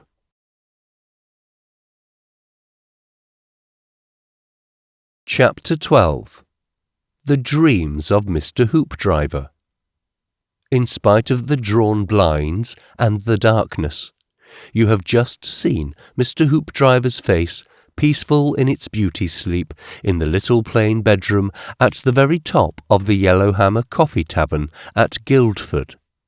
That was before midnight. As the night progressed, he was disturbed by dreams. After your first day of cycling, one dream is inevitable. A memory of motion lingers in the muscles of your legs, and round they seem to go. You ride through dreamland on wonderful dream bicycles that change and grow. You ride down steeples and staircases and over precipices. You hover in horrible suspense over inhabited towns, vainly seeking for a brake your hand cannot find to save you from a headlong fall. You plunge into weltering rivers and rush helplessly at monstrous obstacles. Anon, Mr. Hoopdriver found himself riding out of the darkness of non-existence, pedalling Ezekiel's wheels across the Weald of Surrey, jolting over the hills and smashing villages in his course, while the other man in brown cursed and swore at him and shouted to stop his career. There was the Putney Heathkeeper too, and the man in drab raging at him. He felt an awful fool. What was it? A Juggins? A juggernaut. The villages went off one after another with a soft squashing noise. He did not see the young lady in grey, but he knew she was looking at his back. He dared not look round. Where the devil was the brake? It must have fallen off, and the bell, right in front of him, was Guildford. He tried to shout and warn the town to get out of the way, but his voice was gone as well. Nearer, nearer, it was fearful, and in another moment the houses were cracking like nuts, and the blood of the inhabitants squirting this way and that. The streets were black with people running. Right under his wheels he saw the young lady in grey. A feeling of horror came upon Mr. Hoopdriver. He flung himself sidewards to descend, forgetting how high he was, and forthwith he began falling. He woke up, turned over, saw the new moon on the window, wondered why a little, and went to sleep again. The second dream went back into the first somehow, and the other man in brown came threatening and shouting towards him. He grew uglier and uglier as he approached, and his expression was intolerably evil. He came and looked close into Mr. Hoopdriver's eyes, and then receded to an incredible distance. His face seemed to be luminous. "Miss Beaumont," he said, and splashed up a spray of suspicion.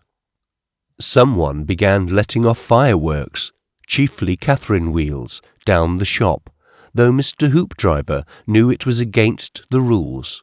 For it seemed that the place they were in was a vast shop, and then Mr. Hoopdriver perceived that the other man in brown was the shop-walker, differing from most shop-walkers in the fact that he was lit from within as a Chinese lantern might be.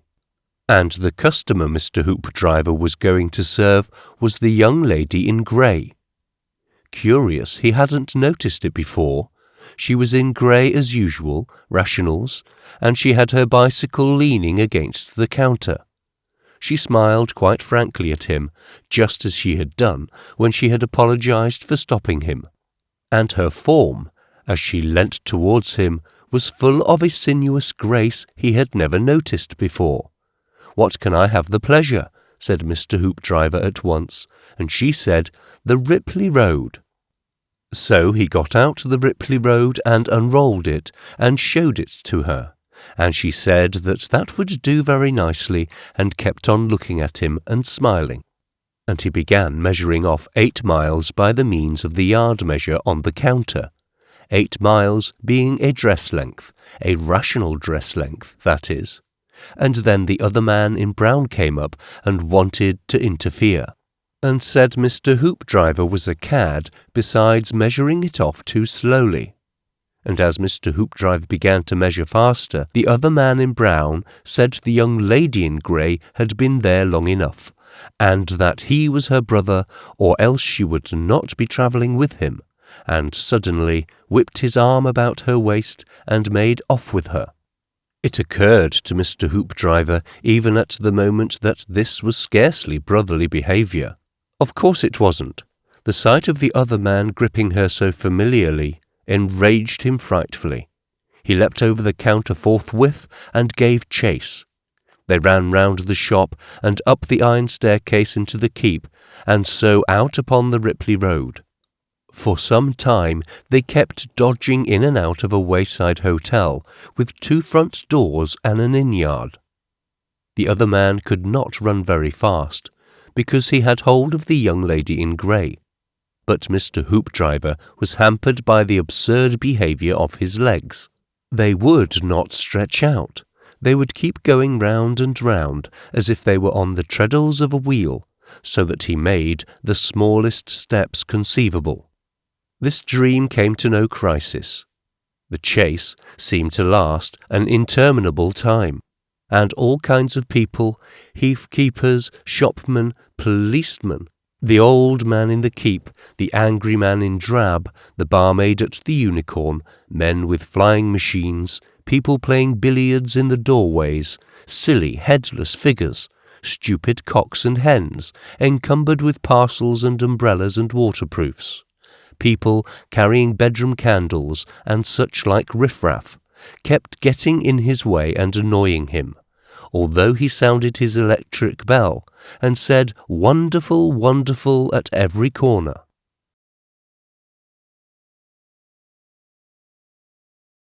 Chapter 13. How Mr. Hoopdriver went to Hasselmia. There was some little delay in getting Mr. Hoopdriver's breakfast, so that after all he was not free to start out of Guildford until just upon the stroke of 9. He wheeled his machine from the High Street in some perplexity. He did not know whether this young lady, who had seized hold of his imagination so strongly, and her unfriendly and possibly menacing brother, were ahead of him or even now breakfasting somewhere in Guildford.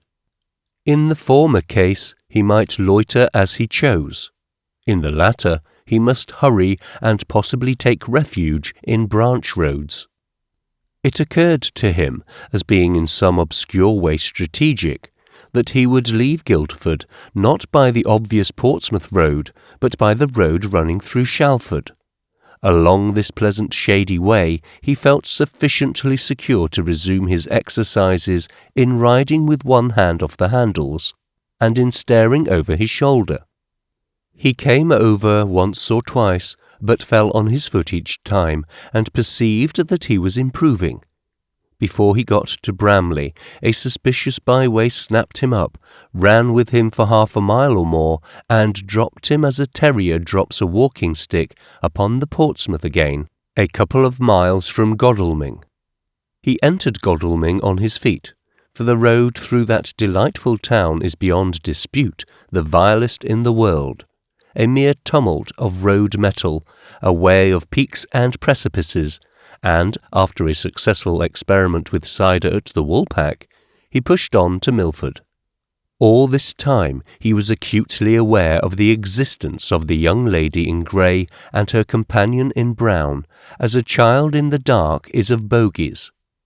Sometimes he could hear their pneumatics stealing upon him from behind, and looking round, saw a long stretch of vacant road.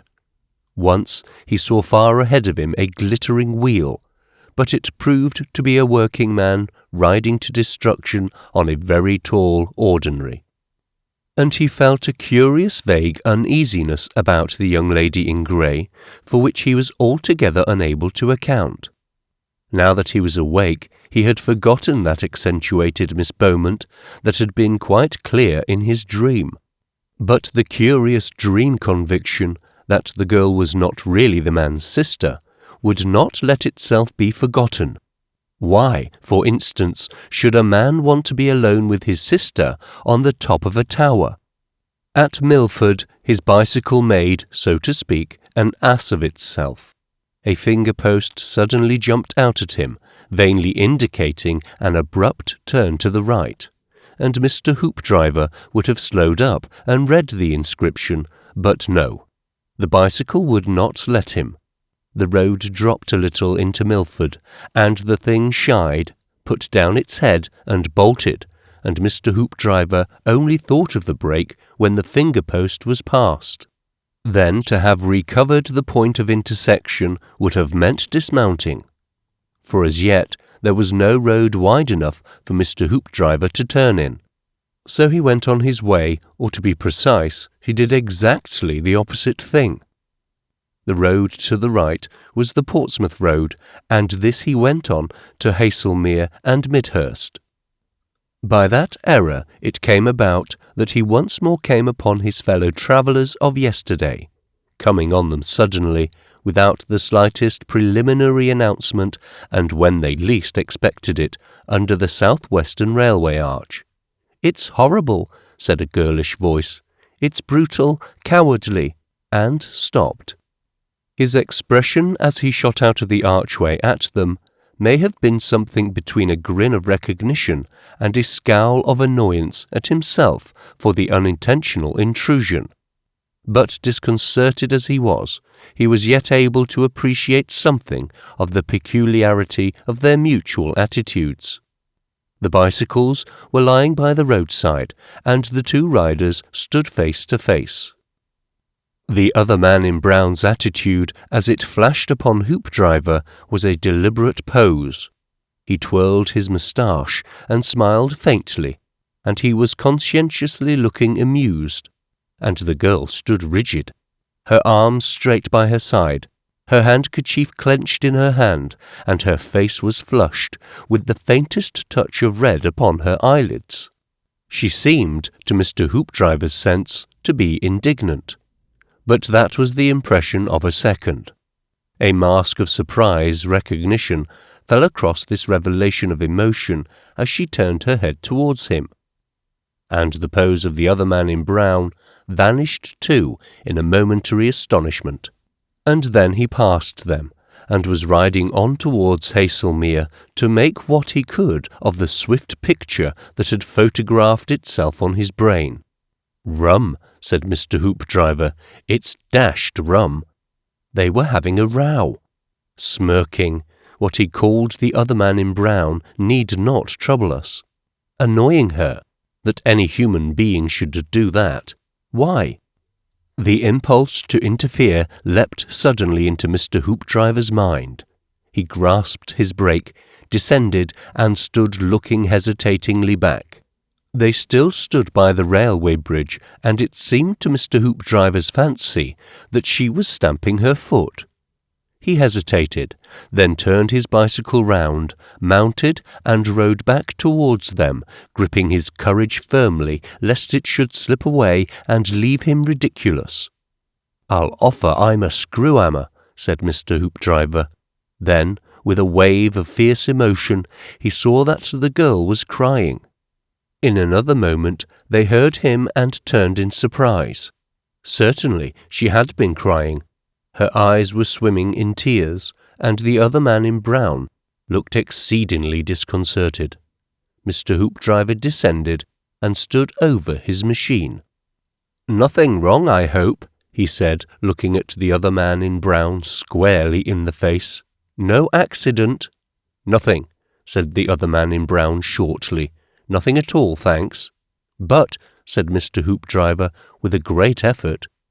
"The young lady is crying. I thought perhaps—" The young lady in grey started, gave Hoopdriver one swift glance, and covered one eye with her handkerchief. "It's this speck," she said, "this speck of dust in my eye."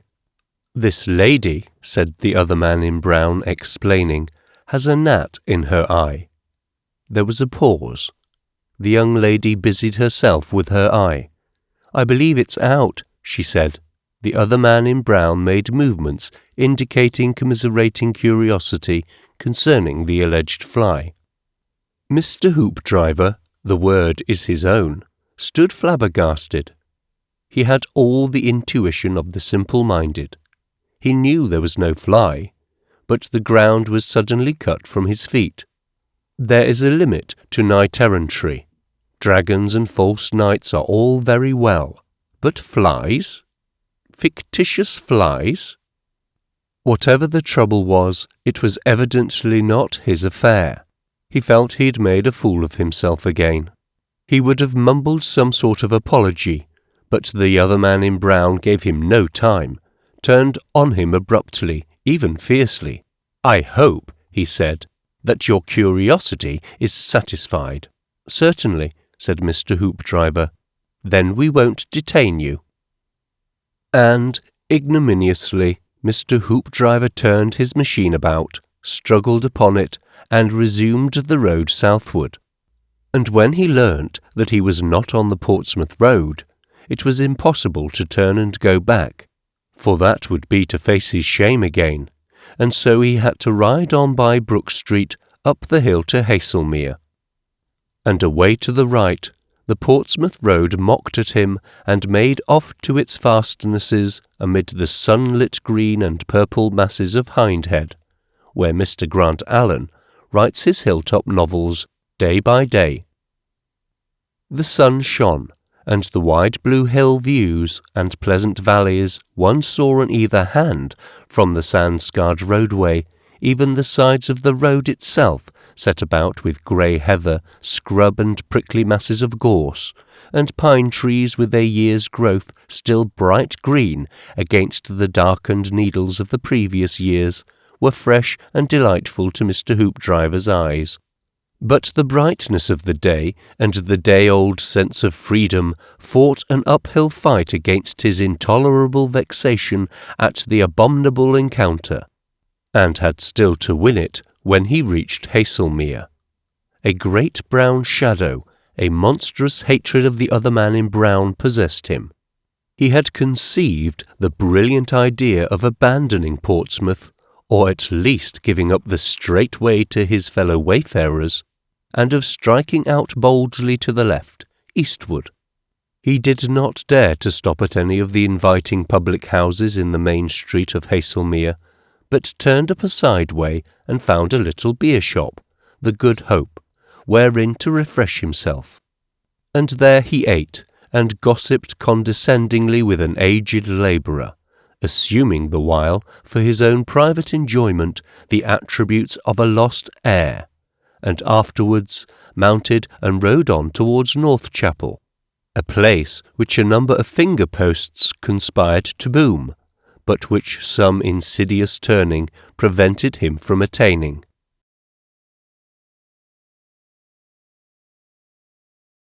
Chapter 14.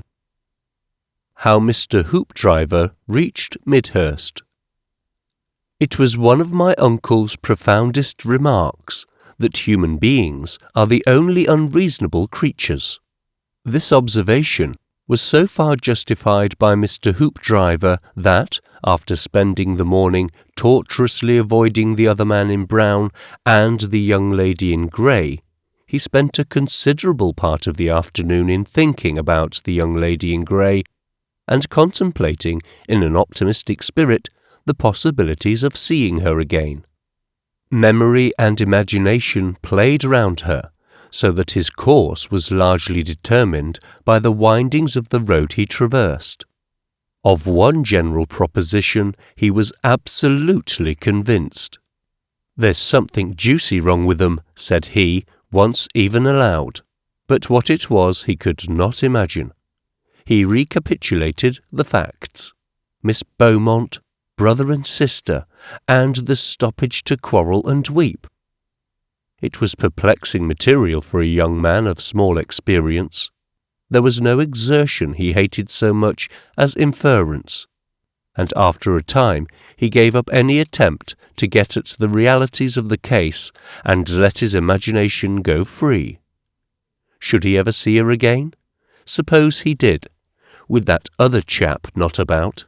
The vision he found pleasantest was an encounter with her, an unexpected encounter at the annual dancing class do at the Putney Assembly Rooms. Somehow they would drift together, and he would dance with her again and again. It was a pleasant vision, for you must understand that Mr. Hoopdriver danced uncommonly well. Or again, in the shop, a sudden radiance in the doorway, and she is bowed towards the Manchester counter. And then to lean over that counter and murmur, seemingly apropos of the goods under discussion, "I have not forgotten that morning on the Portsmouth Road," and lower, "I never shall forget." At North Chapel, Mr. Hoopdriver consulted his map and took counsel and weighed his course of action. Petworth seemed a possible resting place, or Pulborough. Midhearst seemed too near, and any place over the downs beyond too far, and so he meandered towards Petworth, posing himself perpetually and loitering, gathering wild flowers, and wondering why they had no names, for he had never heard of any, dropping them furtively at the sight of a stranger, and generally mucking about. There were purple vetches in the hedges, meadow-sweet, honeysuckle, belated brambles, but the dog roses had already gone. There were green and red blackberries, stellarias and dandelions, and in another place white dead nettles, traveller's joy, clinging bedstraw, grasses flowering, white campions, and ragged robins. One cornfield was glorious with poppies, bright scarlet and purple white, and the blue cornflowers were beginning. In the lanes the trees met overhead, and the wisps of hay still hung to the straggling hedges. Irrie, one of the main roads he steered a perilous passage through, a dozen surly dun oxen. Here and there were little cottages and picturesque beer-houses, with the vivid brewer's board of blue and scarlet, and once a broad green and a church, and an expanse of some 100 houses or so. Then he came to a pebbly rivulet that emerged between clumps of sedge loosestrife and forget-me-nots under an arch of trees, and rippled across the road, and there he dismounted, longing to take off shoes and stockings.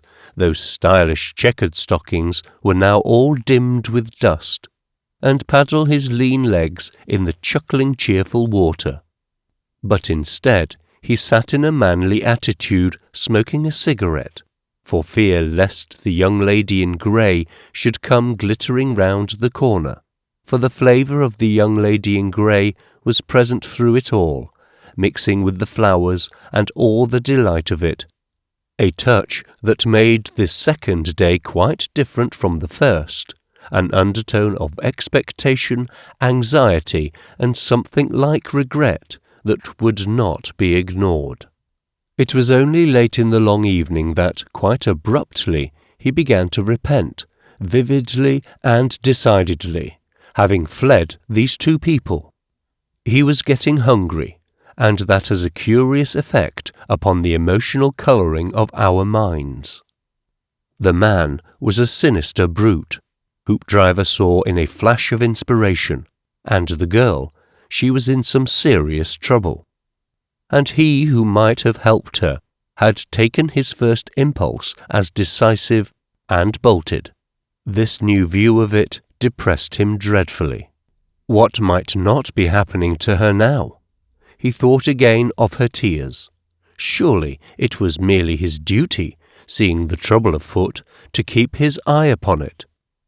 He began riding fast to get quit of such self-reproaches. He found himself in a tortuous tangle of roads, and as the dusk was coming on, emerged not at Petworth, but at Easebourne, a mile from Midhearst. "I'm getting hungry," said Mr. Hoopdriver, inquiring of a gamekeeper in Easebourne village. "Midhearst a mile and Petworth 5. Thanks, I'll take Midhearst." He came into Midhearst by the bridge at the watermill, and up the North Street, and a little shop flourishing cheerfully, the cheerful sign of a teapot, and exhibiting a brilliant array of tobaccos, sweets, and children's toys in the window, struck his fancy. A neat, bright-eyed little old lady made him welcome, and he was presently supping sumptuously on sausages and tea, with a visitor's book full of the most humorous and flattering remarks about the little old lady, in verse and prose, propped up against his teapot as he ate. Regular good some of the jokes were, and rhymes that read well, even with your mouth full of sausage.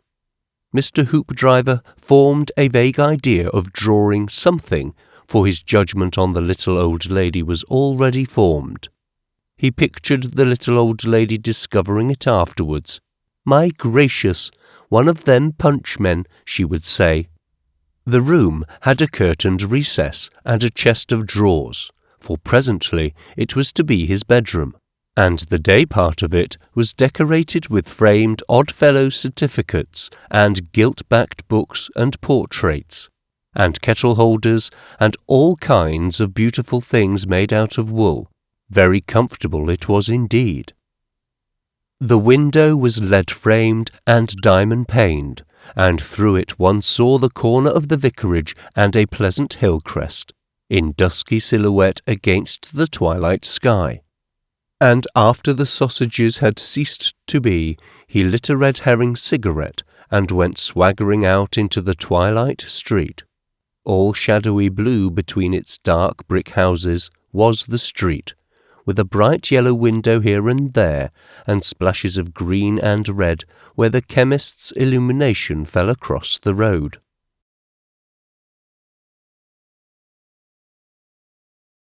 Chapter 15. An Interlude. And now, let us for a space leave Mr. Hoopdriver in the dusky Midhearst North Street, and return to the two folks beside the railway bridge between Milford and Hasselmia. She was a girl of 18, dark, fine-featured, with bright eyes and a rich, swift colour under her warm-tinted skin. Her eyes were all the brighter for the tears that swam in them. The man was 33 or 4, fair, with a longish nose, overhanging his sandy flaxen moustache, pale blue eyes, and a head that struck out above and behind. He stood with his feet wide apart, his hand on his hip, in an attitude that was equally suggestive of defiance and aggression. They had watched Hoopdriver out of sight. The unexpected interruption had stopped the flood of her tears. He tugged his abundant moustache and regarded her calmly. She stood with face averted, obstinately resolved not to speak first. "Your behaviour," he said at last, "makes you conspicuous." She turned upon him, her eyes and cheeks glowing, her hands clenched. "You unspeakable cad," she said, and choked, stamped her little foot, and stood panting. "Unspeakable cad? My dear girl, possibly I am an unspeakable cad. Who wouldn't be, for you? Dear girl, how dare you speak to me like that? You—" "I would do anything." "Oh!" There was a moment's pause. She looked squarely into his face, her eyes alight with anger and contempt, and perhaps he flushed a little. He stroked his moustache, and by an effort maintained a cynical calm. "Let us be reasonable," he said. "Reasonable? That means all that is mean and cowardly and sensual in the world." "You have always had it so, in your generalizing way. But let us look at the facts of the case, if that pleases you better." With an impatient gesture, she motioned him to go on. Well, he said, you've eloped. I've left my home, she corrected with dignity. I left my home because it was unendurable, because that woman— Yes, but the point is, you have eloped with me. You came with me, you pretended to be my friend, promised to help me earn a living by writing. It was you who said, why shouldn't a man and a woman be friends? And now you dare. Really, Jessie, this pose of yours, this injured innocence. I will go back. I forbid you to stand in the way. One moment. I have always thought that my little pupil was at least clear-headed. You don't know everything yet, you know. Listen to me for a moment. Haven't I been listening? And you have only insulted me. You who dared only to talk of friendship, who scarcely dared hint at anything beyond. But you took the hints nevertheless. You knew, and you did not mind. You liked it. It was the fun of the whole thing for you, that I loved you and could not speak to you. You played with it. You have said all that before. Do you think that justifies you? That isn't all. I made my mind up. Well, to make the game more even. And so I suggested to you and joined with you in this expedition of yours, invented a sister at Midhearst. I tell you, I haven't a sister. For one object, well, to compromise you. She started. That was a new way of putting it. For half a minute, neither spoke. Then she began, half defiantly. Much I am compromised, of course. I have made a fool of myself. My dear girl, you are still on the sunny side of 18, and you know very little of this world. Less than you think. But you will learn. Before you write all these novels we have talked about, you will have to learn. And that's one point. He hesitated. You started and blushed when a man at breakfast called you ma'am. You thought it a funny mistake, but you did not say anything because he was young and nervous, and besides, the thought of being my wife offended your modesty. You didn't care to notice it, but, you see, I gave your name as Mrs. Beaumont. He looked almost apologetic, in spite of his cynical pose. Mrs. Beaumont, he repeated, pulling his flaxen moustache and watching the effect. She looked into his eyes, speechless. I am learning fast, she said slowly at last. He thought the time had come for an emotional attack. Jessie, he said, with a sudden change of voice, I know all this is mean, is villainous. But do you think that I have done all this scheming, all this subterfuge, for any other object? She did not seem to listen to his words. I shall ride home, she said abruptly. To her? She winced. Just think, said he, what could she say to you after this? Anyhow, I shall leave now. Yes? And go? Go somewhere to earn my living, to be a free woman, to live without conventionality.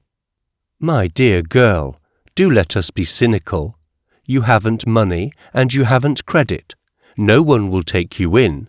It's one of two things. Go back to your stepmother, or trust me. How can I? Then you must go back to her.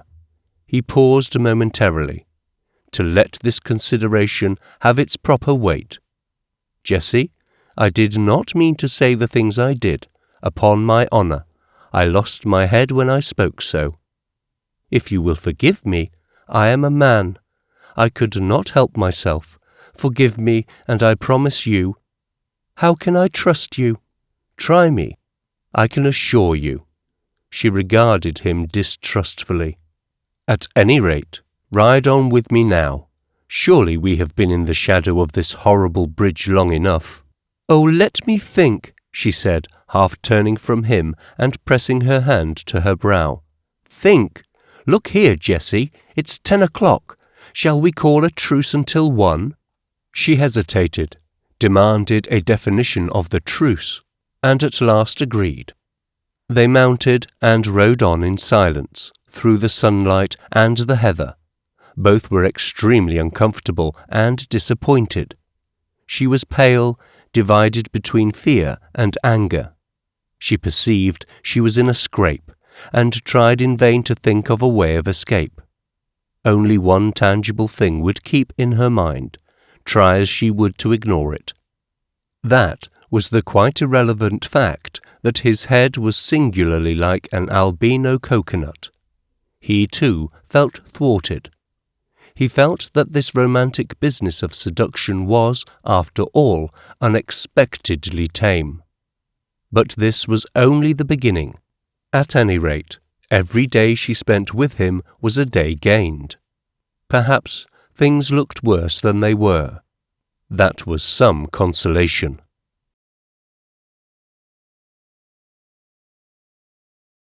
Chapter 16. Of the artificial in man, and of the Zeitgeist. You have seen these two young people. Bechamel, by the by, is the man's name, and the girl's is Jessie Milton, from The Outside. You have heard them talking. They ride now side by side, but not too close together, and in an uneasy silence towards Hasselmia.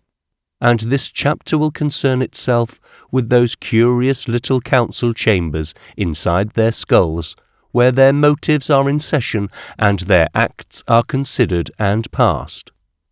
But first, a word concerning wigs and false teeth. Some jester, enlarging upon the increase of bald heads and purblind people, has deduced a wonderful future for the children of men. Man, he said, was nowadays a hairless creature by 40 or 50, and for hair we gave him a wig. Shrivelled, and we padded him. Toothless, and lo, false teeth set in gold. Did he lose a limb, and a fine new artificial one was at his disposal. Get indigestion, and to hand was artificial digestive fluid, or bile, or pancreatine, as the case might be. Complexions, too, were replaceable.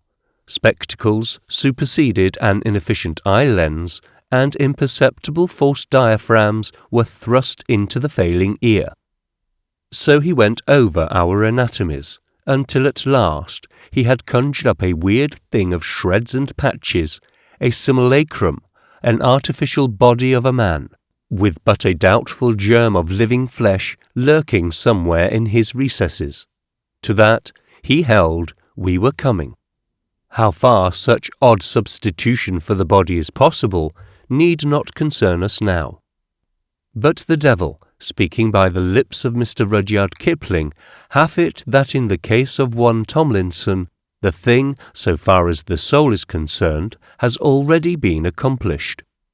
Time was when men had simple souls, desires as natural as their eyes, a little reasonable philanthropy, a little reasonable philoprogenitiveness, hunger, and a taste for good living, a decent personal vanity, a healthy, satisfying pugnacity, and so forth. But now we are taught and disciplined for years and years, and thereafter we read and read for all the time some strenuous, nerve-destroying business permits. Pedagogic hypnotists, pulpit and platform hypnotists, book-writing hypnotists, newspaper-writing hypnotists are at us all. This sugar you are eating, they tell us, is ink, and forthwith we reject it with infinite disgust. This black draught of unrequited toil is true happiness, and down it goes with every symptom of pleasure. This Ibsen, they say, is dull past believing, and we yawn and stretch beyond endurance. Pardon, they interrupt, but this Ibsen is deep and delightful, and we vie with one another in an excess of entertainment. And when we open the heads of these two young people, we find not a straightforward motive on the surface anywhere.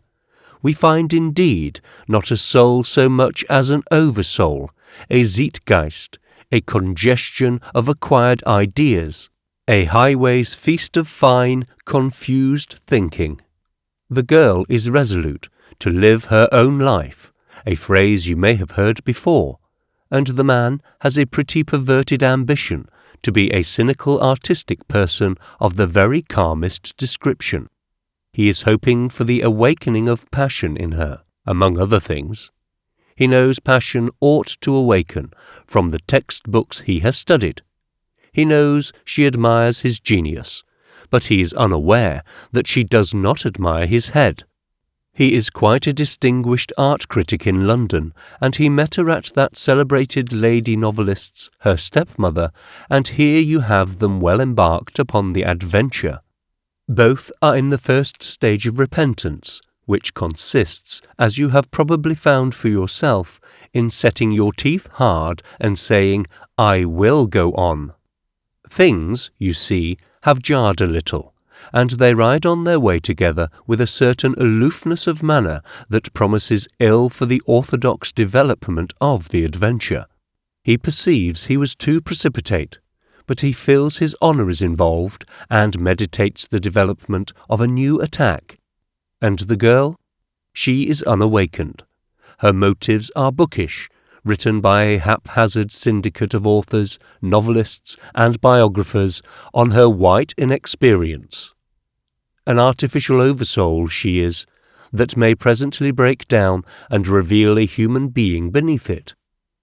She is still in that schoolgirl phase when a talkative old man is more interesting than a tongue-tied young one, and when to be an eminent mathematician, say, or to edit a daily paper seems as fine an ambition as any girl need to aspire to. Bechamel was to have helped her attain that in the most expeditious manner.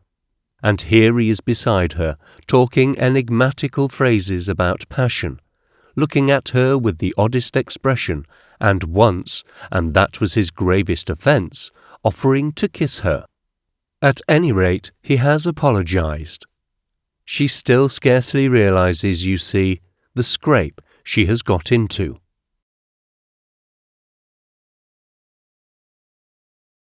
Chapter 17. The Encounter at Midhearst. We left Mr. Hoopdriver at the door of the little tea, toy, and tobacco shop. You must not think that a strain is put on coincidence when I tell you that next door to Mrs. Warder's, that was the name of the bright-eyed little old lady with whom Mr. Hoopdriver had stopped, is the Angel Hotel, and in the Angel Hotel, on the night that Mr. Hoopdriver reached Midhearst, were Mr. and Miss Beaumont, or Bechamel, and Jessie Milton. Indeed, it was a highly probable thing, for if one goes through Guildford, the choice of southward roads is limited. You may go by Petersfield to Portsmouth, or by Midhearst to Chichester, in addition to which highways there is nothing for it but minor roadways to Petworth or Pulborough, and cross-cuts Brightonwood. And coming to Midhearst from the north, the Angel's entrance lies yawning to engulf your highly respectable cyclists, while Mrs. Wardour's genial teapot is equally attractive to those who weigh their means in little scales. But to people unfamiliar with the Sussex roads, and such were the three persons of this story, the convergence did not appear to be so inevitable. Bechamel, tightening his chain in the Angel Yard after dinner, was the first to be aware of their reunion. He saw Hoopdriver walk slowly across the gateway, his head enhaloed in cigarette smoke, and pass out of sight up the street.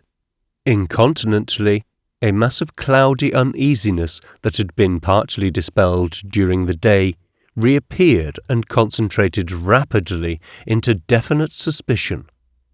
He put his screw-hammer into his pocket and walked through the archway into the street, to settle the business forthwith, for he prided himself on his decision.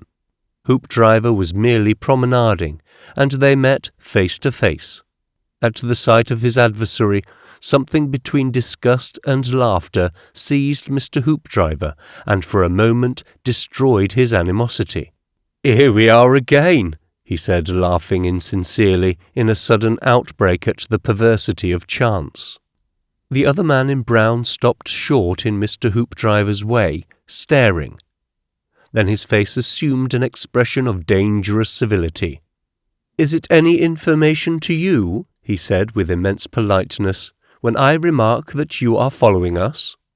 Mr. Hoopdriver, for some occult reason, resisted his characteristic impulse to apologize. He wanted to annoy the other man in brown, and a sentence that had come into his head in a previous rehearsal cropped up appropriately. "Since when?" said Mr. Hoopdriver, catching his breath, yet bringing the question out valiantly nevertheless. "Since when have you purchased the county of Sussex?" "May I point out," said the other man in brown, "that I object. We object not only to your proximity to us. To be frank, you appear to be following us, with an object." "You can always," said Mr. Hoopdriver, "turn round if you don't like it, and go back the way you came." "Oh," said the other man in brown, "that's it. I thought as much." "Did you?" said Mr. Hoopdriver, quite at sea, but rising pluckily to the unknown occasion. What was the man driving at? "I see," said the other man. "I see.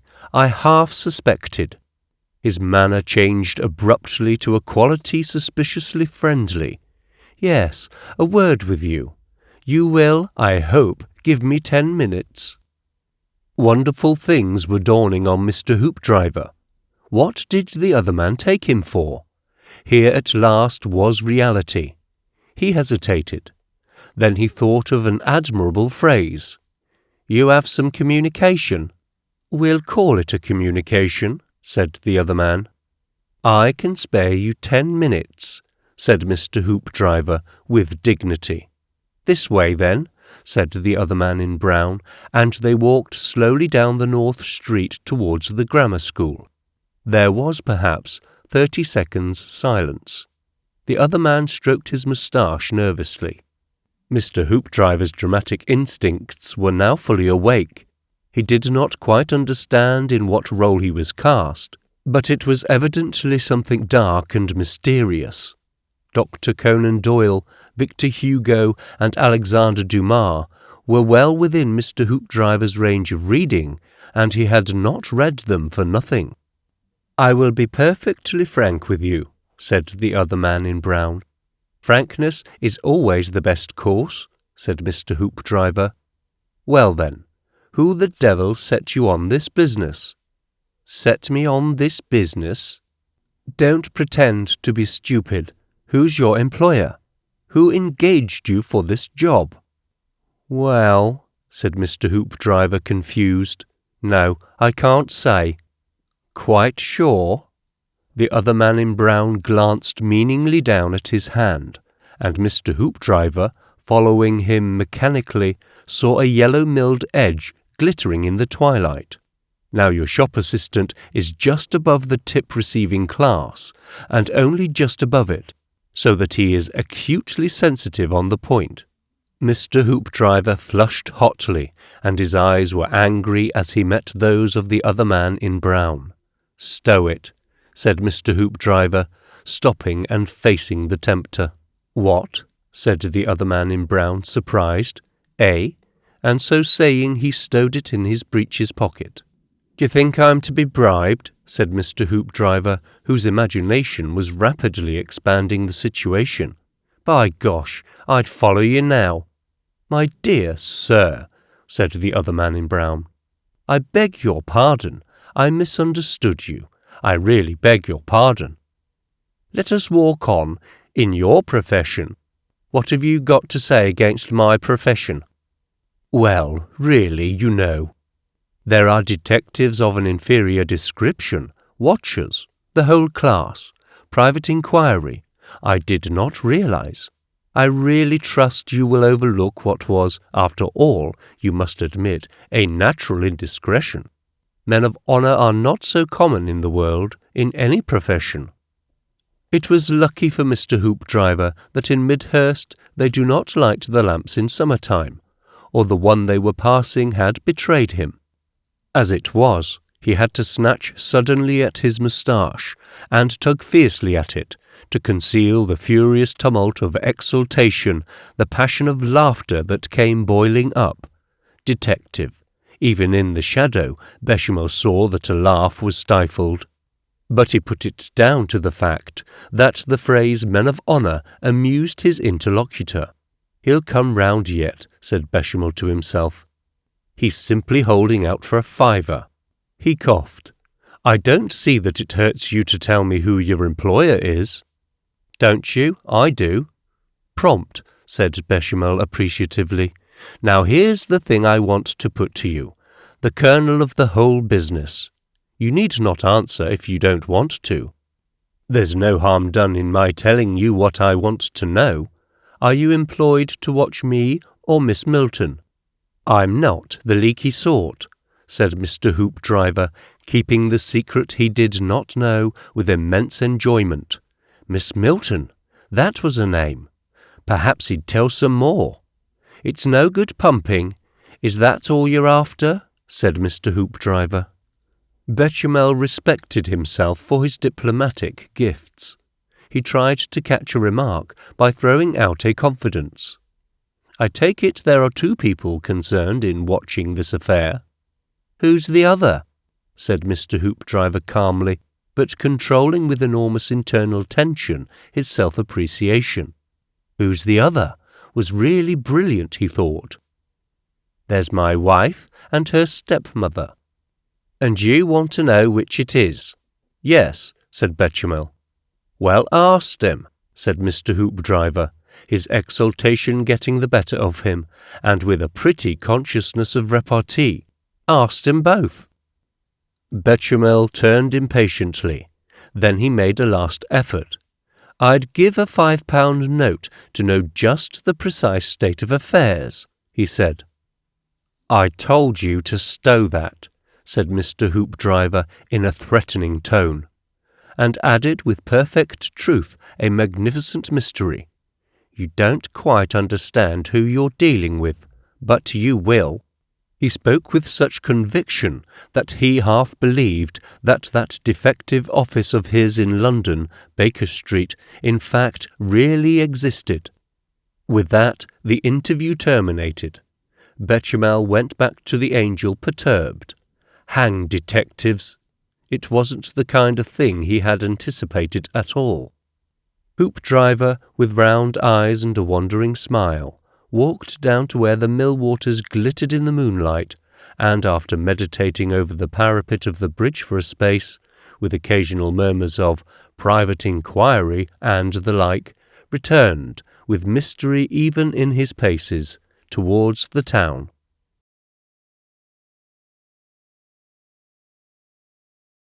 Chapter 18. That glee which finds expression in raised eyebrows and long low whistling noises was upon Mr. Hoopdriver. For a space, he forgot the tears of the young lady in grey. Here was a new game, and a real one. Mr. Hoopdriver as a private inquiry agent, a Sherlock Holmes in fact, keeping these two people under observation. He walked slowly back from the bridge until he was opposite the Angel, and stood for 10 minutes, perhaps contemplating that establishment and enjoying all the strange sensations of being this wonderful, this mysterious and terrible thing. Everything fell into place in his scheme. He had, of course, by a kind of instinct, assumed the disguise of a cyclist, picked up the first old crock he came across as a means of pursuit. No expense was to be spared. Then he tried to understand what it was in particular that he was observing. My wife, her stepmother. Then he remembered her swimming eyes. Abruptly came a wave of anger that surprised him, washed away the detective superstructure, and left him plain Mr. Hoopdriver. This man in brown, with his confident manner and his preferred half-sovereign, damn him, was up to no good, else why should he object to being watched? He was married. She was not his sister. He began to understand. A horrible suspicion of the state of affairs came to Mr. Hoopdriver's head. Surely it had not come to that. He was a detective. He would find out. How was it to be done? He began to submit sketches on approval to himself. It required an effort before he could walk into the Angel Bar. "A lemonade and bitter, please," said Mr. Hoopdriver. He cleared his throat. "Are Mr. and Mrs. Bowlong stopping here?" "What, a gentleman and a young lady, on bicycles?" "Fairly young, a married couple." "No," said the barmaid, a talkative person of ample dimensions.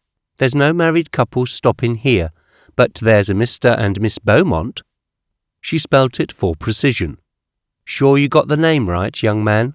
"Quite," said Mr. Hoopdriver. "Beaumont there is, but no one of the name of—" "What was the name you gave?"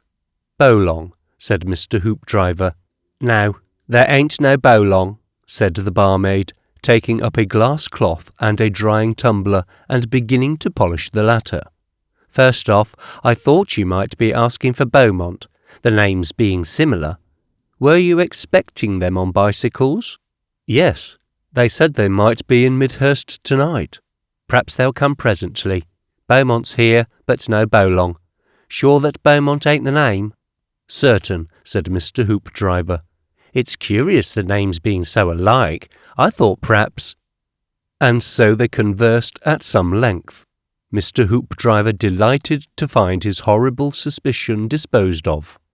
The barmaid, having listened a while at the staircase, volunteered some particulars of the young couple upstairs. Her modesty was much impressed by the young lady's costume, so she intimated, and Mr. Hoopdriver whispered the badinage natural to the occasion, at which she was coquettishly shocked. "There'll be no knowing which is which in a year or two," said the barmaid, "and her manner too. She got off her machine and give it to him to stick it up against the curb, and in she marched. 'I and my brother,' says she, 'want to stop here tonight. My brother doesn't mind what kind of room he has, but I want a room with a good view if there's one to be got,' says she. He comes hurrying in after and looks at her. 'I've settled the rooms,' she says, and he says, 'Damn,' just like that. I fancy my brother letting me boss the show like that." "I dessay you do," said Mr. Hoopdriver, "if the truth was known." The barmaid looked down, smiled and shook her head, put down the tumbler, polished, and took up another that had been draining, and shook the drops of water into her little zinc sink. "She'll be a nice little lot to marry," said the barmaid. "She'll be wearing the, well be dashes, as the saying is. I can't think what girls is coming to." This description of the young lady in grey was hardly to Hoopdriver's taste. "Fashion," said he, taking up his change. "Fashion is all the go with you ladies, and always was. You'll be wearing 'em yourself before a couple of years is out." "Nice they'd look on my figure," said the barmaid, with a titter. "No, I ain't one of your fashionable sort. Gracious, no.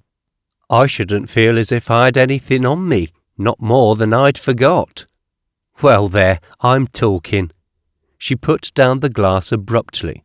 "I dessay I'm old-fashioned," she said, and walked humming down the bar. "Not you," said Mr. Hoopdriver. He waited until he caught her eye, then with his native courtesy smiled, raised his cap, and wished her good evening.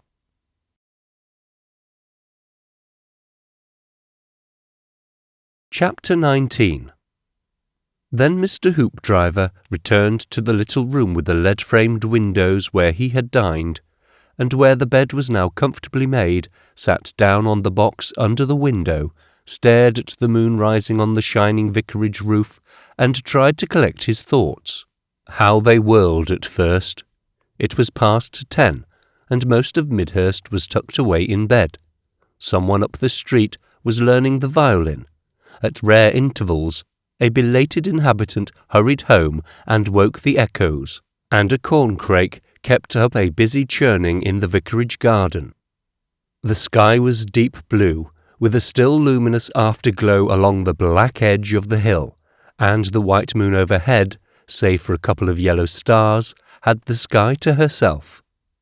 At first, his thoughts were kinetic, of deeds and not relationships. There was this malefactor and his victim, and it had fallen onto Mr. Hoopdriver to take a hand in the game. He was married. Did she know he was married? Never a moment did a thought of evil concerning her cross Hoopdriver's mind. Simple-minded people see questions of morals so much better than superior persons, who have read and thought themselves complex to impotence. He had heard her voice, seen the frank light in her eyes, and she had been weeping. That sufficed. The rights of the case he hadn't properly grasped, but he would. And that smirking, well, swine was the mildest for him. He recalled the exceedingly unpleasant incident of the railway bridge. "Then we won't detain you, thanks," said Mr. Hoopdriver aloud in a strange, unnatural, contemptible voice, supposed to represent that of Bechamel. "Oh, the beggar! I'd be level with him yet. He's afraid of us detectives, that I'll swear." If Mrs. Wardour should chance to be on the other side of the door within earshot, well and good. For a space he meditated chastisements and revenges, physical impossibilities for the most part, Bechamel staggering headlong from the impact of Mr. Hoopdriver's large, but to tell the truth, ill-supported fist. Bechamel's 5'9" of height, lifted from the ground and quivering under a vigorously applied horsewhip. So pleasant was such dreaming that Mr. Hoopdriver's peaked face under the moonlight was transfigured. One might have paired him with that well-known and universally admired triumph, the soul's awakening, so sweet was his ecstasy. And presently, with his thirst for revenge glutted by 6 or 7 violent assaults, a duel and 2 vigorous murders, his mind came round to the young lady in grey again. She was a plucky one, too. He went over the incident the barmaid at the Angel had described to him. His thoughts ceased to be a torrent smoothed down to a mirror in which she was reflected with infinite clearness and detail. He never met anything like her before. Fancy that bolster of a barmaid being dressed in that way. He whuffed a contemptuous laugh. He compared her colour, her vigour, her voice, with the young ladies in business with whom his lot had been cast. Even in tears she was beautiful, more beautiful indeed to him, for it made her seem softer and weaker, more accessible. And such weeping as he had seen before had been so much a matter of damp white faces, red noses, and hair coming out of curl. Your draper's assistant becomes something of a judge of weeping, because weeping is the custom of all young ladies in business, when, for any reason, their services are dispensed with. She could weep, and, by gosh, she could smile. He knew that, and reverting to acting abruptly, he smiled confidentially at the puckered pallor of the moon. It is difficult to say how long Mr. Hoopdriver's pensiveness lasted. It seemed a long time before his thoughts of action returned. Then he remembered he was a watcher, that tomorrow he must be busy. It would be in character to make notes, and he pulled out his little notebook. With that in hand, he fell a-thinking again. Would that chap tell her "Tex were after them"? If so, would she be as anxious to get away if he was? He must be on alert. If possible, he must speak to her. Just a significant word. "Your friend, trust me." It occurred to him that tomorrow these fugitives might rise early to escape. At that he thought of the time and found it was 11:30. "Lord," said he, "I must see that I wake." He yawned and rose. The blind was up, and he pulled back the little chintz curtains to let the sunlight strike across the bed, hung his watch within good view of his pillow on a nail that supported a kettle holder, and sat down on his bed to undress.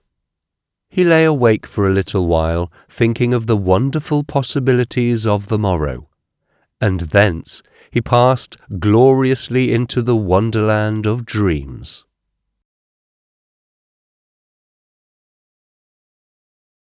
Chapter 20. The Pursuit. And now to tell of Mr. Hoopdriver rising with the sun, vigilant, active, wonderful, the practicable half of the lead-framed window stuck open, ears alert, an eye flickering incessantly in the corner panes, in oblique glances at the angel front. Mrs. Wardour wanted him to have breakfast downstairs in her kitchen, but that would have meant abandoning the watch, and he held out strongly. The bicycle, Kappa P, occupied under protest a strategic position in the shop. He was expectant by 6 in the morning. By 9, horrible fears oppressed him that his quest had escaped him, and he had to reconnoitre the Angel Yard in order to justify himself. There he found the ostler. How are the mighty fallen in these decadent days, brushing down the bicycles of the chase, and he returned relieved to Mrs. Wardour's premises. About 10 they emerged, and rode quietly up the North Street. He watched them until they turned the corner of the post office, and then out into the road and up after them in fine style. They went by the engine house, where the old stocks and the whipping posts are, and onto the Chichester Road, and he followed gallantly. So this great chase began. They did not look round, and he kept them just within sight, getting down if he chanced to draw closely upon them round a corner. By riding vigorously, he kept quite conveniently near them, for they made but little hurry. He grew hot indeed, and his knees were a little stiff to begin with, but that was all.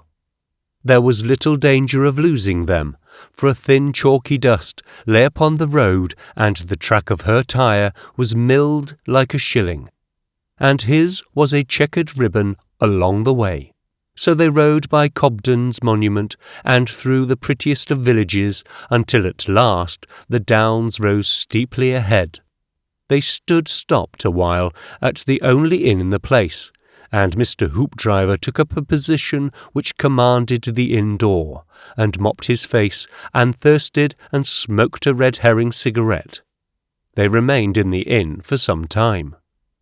A number of chubby innocents, returning home from school, stopped and formed a line in front of him, and watched him quietly but firmly for a space of 10 minutes or so. "Go away," said he, and then they only seemed quietly interested. He asked them all their names then, and they answered in distinct murmurs. He gave it up at last, and became passive on his gait, and so at length they tired of him. The couple under observation occupied the inn so long that Mr. Hoopdriver, at the thought of their possible employment, hungered as well as thirsted. Clearly they were lunching. It was a cloudless day, and the sun at the meridian beat down upon the top of Mr. Hoopdriver's head, a shower bath of sunshine, a huge jet of hot light. It made his head swim. At last they emerged, and the other man in brown looked back and saw him. They rode on to the foot of the down, and dismounting began to push tediously up that long, nearly vertical ascent of blinding white road. Mr. Hoopdriver hesitated. It might take them 20 minutes to mount that. Beyond was empty downland, perhaps for miles.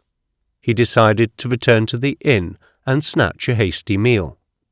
At the inn they gave him biscuits and cheese, and a misleading pewter measure of sturdy ale, pleasant under the palate, cool in the throat, but leaden in the legs of a hot afternoon. He felt a man of substance as he emerged in the blinding sunshine, but even by the foot of the down, the sun was insisting again that his skull was too small for his brains. The hill had gone steeper. The chalky road blazed like a magnesium light, and his front wheel began an apparently incurable squeaking. He felt as a man from Mars would feel if he were suddenly transferred to this planet, about 3 times as heavy as he was wont to feel. The 2 little black figures had vanished over the forehead of the hill. "The tracks'll be all right," said Mr. Hoopdriver. That was a comforting reflection. It not only justified a slow progress up the hill, but at the crest a sprawl on the turf beside the road to contemplate the Weald from the south. In a matter of 2 days he had crossed that spacious valley, with its frozen surge of green hills, its little villages and townships here and there, its copses and cornfields, its ponds and streams like jewellery of diamonds and silver glittering in the sun. The North Downs were hidden, far away beyond the Wealden heights. Down below was the little village of Cocking, and halfway up the hill, a mile perhaps to the right, hung a flock of sheep grazing together. Overhead, an anxious peewit circled against the blue, and every now and then emitted its feeble cry. Up here the heat was tempered by a pleasant breeze. Mr. Hoopdriver was possessed by unreasonable contentment. He lit himself a cigarette and lounged more comfortably. Surely the Sussex ale is made of the waters of the Levy, of poppies and pleasant dreams. Drowsiness coiled insidiously about him. He awoke with a guilty start, to find himself sprawling prone on the turf with his cap over one eye. He sat up, rubbed his eyes, and realized that he had slept. His head was still a trifle heavy. And the chase? He jumped to his feet and stooped to pick up his overturned machine. He whipped out his watch and saw that it was past 2 o'clock. Lord love us, fancy that! "But the tracks'll be all right," said Mr. Hoopdriver, wheeling his machine back to the chalky road. "I must scorch till I overtake them." He mounted, and rode as rapidly as the heat and a lingering lassitude permitted. Now and then he had to dismount to examine the surface where the road forked. He enjoyed that rather. "Trackin'," he said aloud, and decided in the privacy of his own mind that he had a wonderful instinct for spoor. So he came past Goodwood Station and Levant, and approached Chichester towards 4 o'clock. And then came a terrible thing. In places the road became hard. In places where the crowded indentations of a recent flock of sheep, and at last in the throat of the town cobbles, and the stony streets branching east, west, north, and south, at a stone cross under the shadow of the cathedral, the tracks vanished. "Oh, crikey," said Mr. Hoopdriver, dismounting in dismay and standing agape. "Dropped anything?" said an inhabitant at the curb. "Yes," said Mr. Hoopdriver, "I've lost the spoor," and walked upon his way, leaving the inhabitant marvelling what part of a bicycle a spoor might be. Mr. Hoopdriver, abandoning tracking, began asking people if they had seen a young lady in grey on a bicycle. 6 casual people hadn't, and he began to feel the inquiry was conspicuous and desisted. But what was to be done? Hoopdriver was hot, tired and hungry, and full of the first gnawings of a monstrous remorse. He decided to get himself some tea and meat, and in the Royal George he meditated over the business in a melancholy frame enough. They had passed out of his world, vanished, and all his wonderful dreams of some vague, crucial interference collapsed like a castle of cards.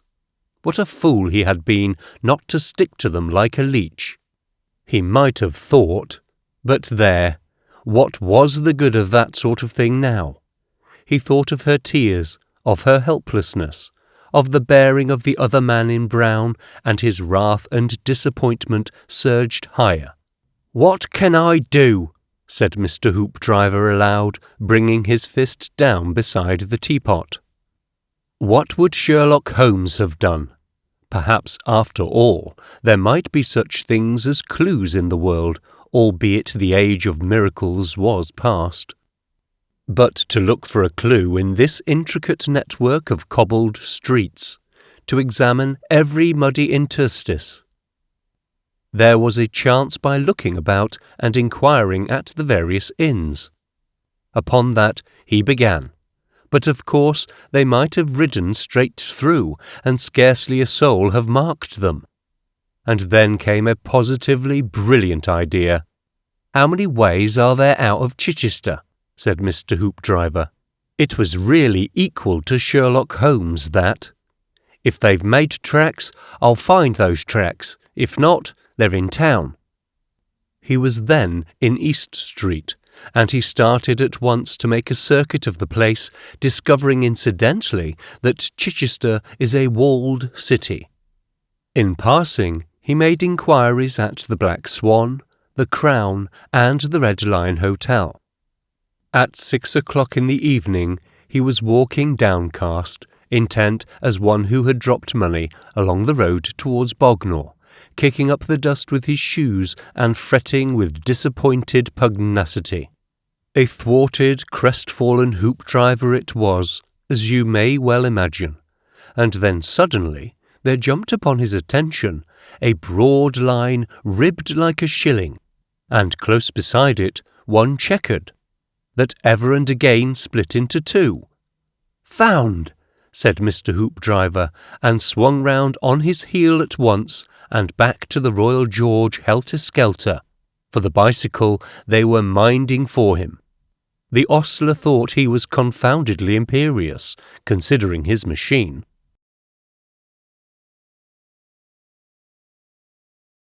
Chapter 21. At Bognor. The seductive gentleman Bechamel had been working up to a crisis. He had started upon this elopement in a vein of a fine romance, immensely proud of his wickedness, and really as much in love as an artificial oversoul can be with Jessie. But either she was the profoundest of coquettes, or she had not the slightest element of passion, with a large P, in her composition. It warred with all his ideas of himself and the feminine mind to think that under their flattering circumstances she really could be so vitally deficient. He found her persistent coolness, her more or less evident contempt for himself, exasperating in the highest degree. He put it to himself that she was enough to provoke a saint, and tried to think that was piquant and enjoyable, but the blisters on his vanity asserted themselves. The fact is, he was under this standing irritation, getting down to the natural man in himself for once, and the natural man in himself, in spite of Oxford and the Junior Reviewers Club, was a Paleolithic creature of simple tastes and violent methods. "I'll be level with you yet," ran like a plough through the soil of his thoughts. Then there was this infernal detective. Bechamel had told his wife he was going to Davos, to see Carter. To that he fancied she was reconciled, but how she would take this exploit was entirely problematical. She was a woman of peculiar moral views, and she measured marital infidelity largely by its proximity to herself. Out of her sight, and more particularly out of the sight of the other women of her set, vice of the recognized description was, perhaps, permissible to those contemptible weaklings, men. But this was evil on the high roads. She was bound to make a fuss, and these fusses invariably took the final form of a tightness of money for Bechamel. Albeit, and he felt it was heroic of him to resolve so, it was worth doing if it was to be done. His imagination worked on a kind of matronly Valkyrie, and the noise of pursuit and vengeance was in the air. The idyll still had the front of the stage. That accursed detective, it seemed, had been thrown off the scent, and that at any rate gave a night's respite. But things must be brought to an issue forthwith. By 8 o'clock in the evening, in the little dining room in the Vicuna Hotel, Bognor, the crisis had come, and Jessie, flushed and angry in the face, and with her heart sinking, faced him again for her last struggle with him. He had tricked her this time effectually, and luck had been on his side. She was booked as Mrs. Beaumont. Save for her refusal to enter their room, and her eccentricity of eating with unwashed hands, she had so far kept up the appearances of things before the waiter. But dinner was grim enough. Now in turn she appealed to his better nature and made extravagant statements of her plans to fool him. He was white and vicious by this time, and his anger quivered through his pose of brilliant wickedness. "I will go to the station," she said. "I will go back. The last train for anywhere leaves at 7:42. I will appeal to the police." "You don't know them." "I will tell these hotel people." "They will turn you out of doors. You're in such a thoroughly false position now. They don't understand unconventionality down here." She stamped her foot. "If I wander about the streets all night," she said. "You, who have never been out alone after dusk? Do you know what the streets of a charming little holiday resort are like?" "I don't care," she said. "I can go to the clergyman here. He's a charming man, unmarried, and men are really more alike than you think, and anyhow. Well, how can you explain the last 2 nights to anyone? The mischief is done, Jessie." "You cur," she said, and suddenly put her hand to her breast. He thought she meant to faint, but she stood with the colour gone from her face. "No," he said. "I love you." "Love?" she said. "Yes, love." "There are ways yet," she said after a pause. "Not for you. You are too full of life and hope yet for, what is it? Not the dark arch nor the black flowing river. Don't you think of it. You'll only shirk it when the moment comes and turn it all into comedy." She turned round abruptly from him and stood looking out across the parade at the shining sea over which the afterglow of the day fled before the rising moon. He maintained his attitude. The blinds were still up, for she had told the waiter not to draw them. There was a silence for some moments. At last he spoke, in a persuasive a voice as he could summon. "Take it sensibly, Jessie. Why should we, who have so much in common, quarrel into melodrama? I swear I love you. You are all that is bright and desirable to me. I am stronger than you, older, man to your woman. To find you too conventional." She looked at him over her shoulder, and he noticed with a twinge of delight how her little chin came out beneath the curve of her cheek. "Man," she said. "Man to my woman? Do men lie? Would a man use his 35 years' experience to outwit a girl of 17? Man to my woman, indeed. That surely is the last insult." "Your repartee is admirable, Jessie. I should say they do, though, all that and more, also when their hearts were set on such a girl as yourself. For God's sake, drop this shrewishness. Why should you be so difficult to me? Here I am with my reputation, my career at your feet. Look here, Jessie, on my honour, I will marry you." "God forbid," she said, so promptly that she never learnt he had a wife. Even then, it occurred to him, then for the first time, in the flash of her retort, that she did not know he was married. "'Tis only a prenuptial settlement," he said, following that hint. He paused. "You must be sensible. The thing's your own doing. Come out on the beach now. The beach here is splendid, and the moon will soon be high." "I won't," she said, stamping her foot. Well, well. Oh, leave me alone. Let me think. Think, he said, if you want to. It's your cry always, but you can't save yourself by thinking, my dear girl. You can't save yourself in any way now. If saving it is, there's parsimony. Oh, go, go. Very well, I will go. I will go and smoke a cigar, and think of you, dear. But do you think I should do all this if I did not care? Go, she whispered, without glancing round. She continued to stare out of the window. He stood looking at her for a moment with a strange light in his eyes. He made a step towards her. I have you, he said. You are mine, netted, caught, but mine. He would have gone up to her and laid his hand upon her, but he did not dare to do that yet.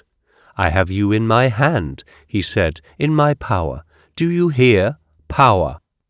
She remained impassive. He stared at her for half a minute, and then, with a superb gesture that was lost upon her, went to the door. Surely the instinctive abasement of her sex before strength was upon his side. He told himself that his battle was won. She heard the handle move and the catch click as the door closed behind him.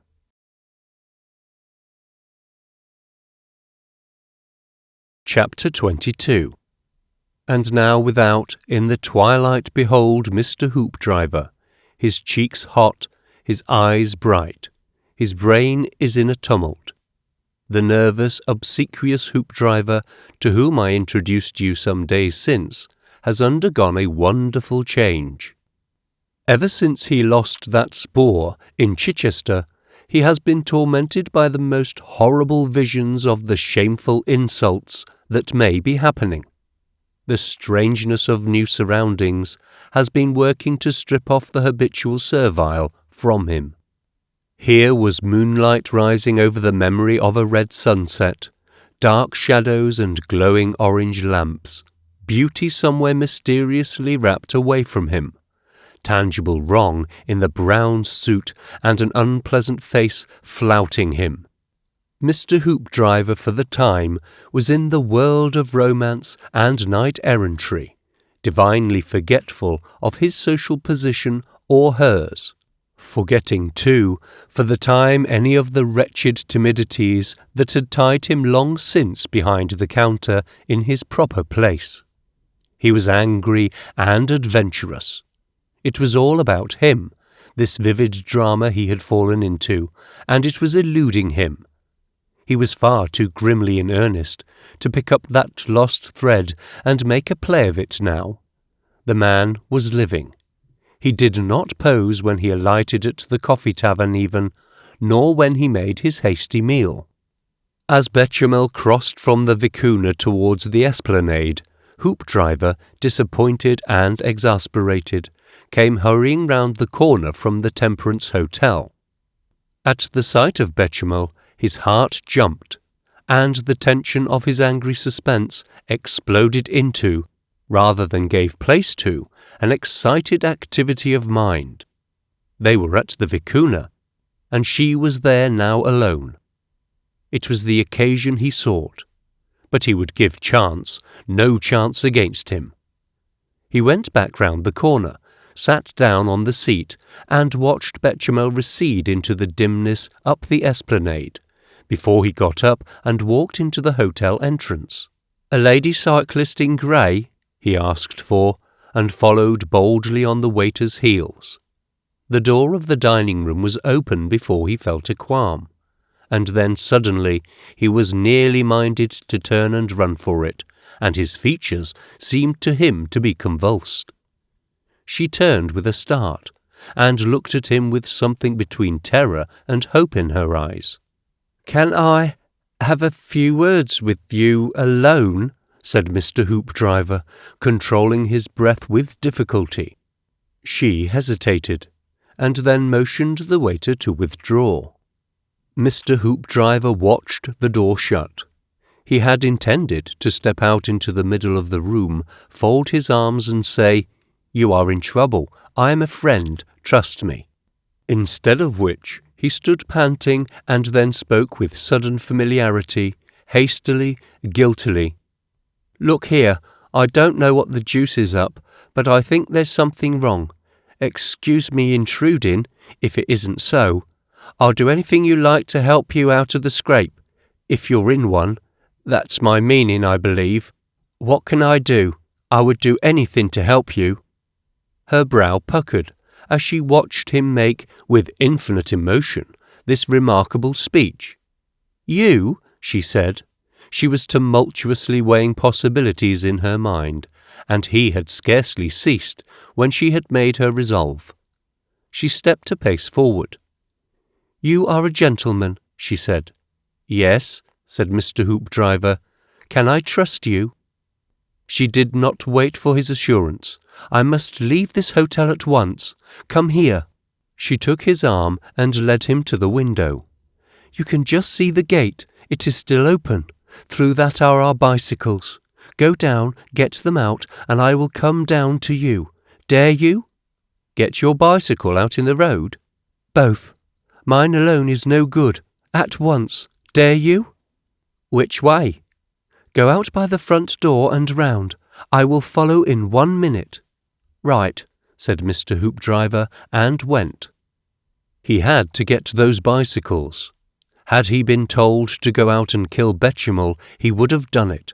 His head was a maelstrom now. He walked out of the hotel, along the front, and into the big black-shadowed coachyard. He looked round. There were no bicycles visible. Then a man emerged from the dark, a short man in a short black shiny jacket. Hoopdriver was caught. He made no attempt to turn and run for it. "I've been giving your machines a wipe-over, sir," said the man, recognizing the suit and touching his cap. Hoopdriver's intelligence now was a soaring eagle. He swooped on the situation at once. "That's right," he said, and added, before the pause became marked, "Where's mine? I want to look at the chain." The man led him into an open shed, and went fumbling for a lantern. Hoopdriver moved the lady's machine out of his way to the door, and then laid hands on the man's machine and wheeled it out of the shed into the yard. The gate stood open, and beyond was the pale road and a clump of trees black in the twilight. He stooped and examined the chain with trembling fingers. How was it to be done? Something behind the gate seemed to flutter. The man must be got rid of anyhow. "I say," said Hoopdriver, with an inspiration, "can you get me a screwdriver?" The man simply walked across the shed, opened and shut a box, and came up to the kneeling Hoopdriver with a screwdriver in his hand. Hoopdriver felt himself a lost man. He took the screwdriver with a tepid "thanks," and incontinently had another inspiration. "I say," he said again. "Well, this is miles too big." The man lit the lantern, brought it up to Hoopdriver, and put it down on the ground. "Want a smaller screwdriver?" he said. Hoopdriver had his handkerchief out, and sneezed a prompt tissue. It is the orthodox thing when you wish to avoid recognition. "As small as you have," he said, out of his pocket handkerchief. "I ain't got none smaller than that," said the ostler. "Won't do, really," said Hoopdriver, still wallowing in his handkerchief. "I see what they got in the house, if you like, sir," said the man. "If you would," said Hoopdriver. And as the man's heavily nailed boots went clattering down the yard, Hoopdriver stood up, took a noiseless step to the lady's machine, laid trembling hands on its handle and saddle, and prepared for a rush. The scullery door opened momentarily and sent a beam of warm yellow light up the road, shut again behind the man, and forthwith Hoopdriver rushed the machines towards the gate. A dark grey form came fluttering to meet him. "Give me this," she said, "and bring yours."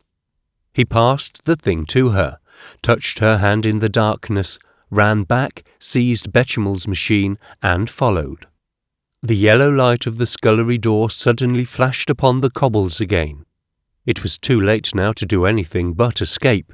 He heard the ostler shout behind him and came into the road. She was up and dim already. He got into the saddle without a blunder. In a moment the ostler was in the gateway with a full-throated, "Hi, sir, that ain't allowed," and Hoopdriver was overtaking the young lady in grey. For some moments the earth seemed alive with the shouts of "Stop 'em!" and the shadows with ambuscades of police. The road swept round, and they were riding out of sight of the hotel and behind dark hedges, side by side. She was weeping with excitement as he overtook her. "Brave," she said, "brave," and he ceased to feel like a hunted thief. He looked over his shoulder and about him, and saw that they were already out of Bognor, for the Vicuna stands at the very westernmost extremity of the seafront, and riding on a fair wide road.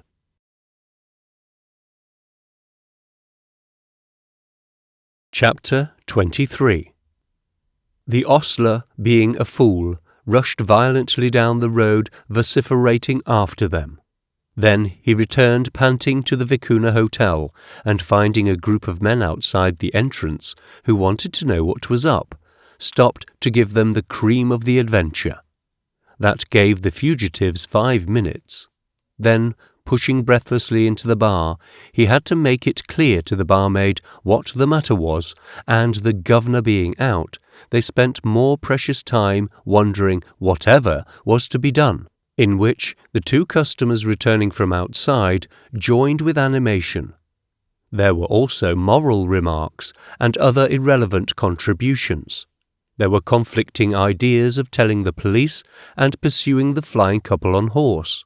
That made 10 minutes. Then Stephen the waiter, who had shown Hoopdriver up, came down and lit wonderful lights, and started quite a fresh discussion by the simple question, which, that turned 10 minutes into 1/4 of an hour. And in the midst of this discussion, making a sudden and awe-stricken silence, appeared Bechamel in the hall beyond the bar, walked with a resolute air to the foot of the staircase, and passed out of sight. You conceive the backward pitch of that exceptionally shaped cranium? Incredulous eyes stared into one another's in the bar, as his paces, muffled by the stair carpet, went up to the landing, turned, reached the passage, and walked into the dining-room overhead. "It wasn't that one at all, miss," said the ostler, "I'd swear." "Well, that's Mr. Beaumont," said the barmaid, "anyhow." Their conversation hung comatose in the air, switched up by Bechamel. They listened together. His feet stopped, turned, went out of the dining-room, down the passage to the bedroom, stopped again. "Poor chap," said the barmaid. "She's a wicked woman." "Shh," said Stephen. After a pause, Bechamel went back to the dining-room. They heard a chair creak under him. Interlude of conversational eyebrows. "I'm going up," said Stephen, "to break the melancholy news to him." Bechamel looked up from a week-old newspaper as, without knocking, Stephen entered. Bechamel's face suggested a different expectation. "Beg your pardon, sir," said Stephen, with a diplomatic cough. "Well," said Bechamel, wondering suddenly if Jessie had kept some of her threats. If so, he was in for an explanation, but he had it ready. She was a monomaniac. "Leave me alone with her," he would say. "I know how to calm her." "Mrs. Beaumont," said Stephen, "well, has gone." He rose with a fine surprise. "Gone?" he said with half a laugh. "Gone, sir, on her bicycle." "On her bicycle? Why?" "She went, sir, with another gentleman." This time Bechamel was really startled. "Another gentleman? Who?" "Another gentleman in brown, sir. Went into the yard, sir, got out the 2 bicycles, sir, and went off, sir. About 20 minutes ago." Bechamel stood with his eyes round and his knuckles on his hips. Stephen, watching him with immense enjoyment, speculated whether this abandoned husband would weep or curse or rush off at once in furious pursuit, but as yet he seemed merely stunned. "Brown clothes," he said, "and fairish." "A little like yourself, sir, in the dark. The ostler, sir, Jim Duke." Betchamel laughed awry. Then, with infinite fervour, he said, "But let us put in blank cartridge," he said. "I might have thought." He flung himself into the armchair. "Damn her," said Betchamel, for all the world like a common man. "I'll chuck this infernal business. They've gone, eh?" "Yes, sir." "Well, let 'em go," said Betchamel, making a memorable saying. "Let 'em go. Who cares? And I wish him luck. And bring me some bourbon as fast as you can, there's a good chap. I'll take that, and then I'll have another look round Bognor before I turn in." Stephen was too surprised to say anything but, "Bourbon, sir." "Go on," said Betchamel. "Damn you!" Stephen's sympathies changed at once. "Yes, sir," he murmured, fumbling for the door-handle, and left the room marvelling.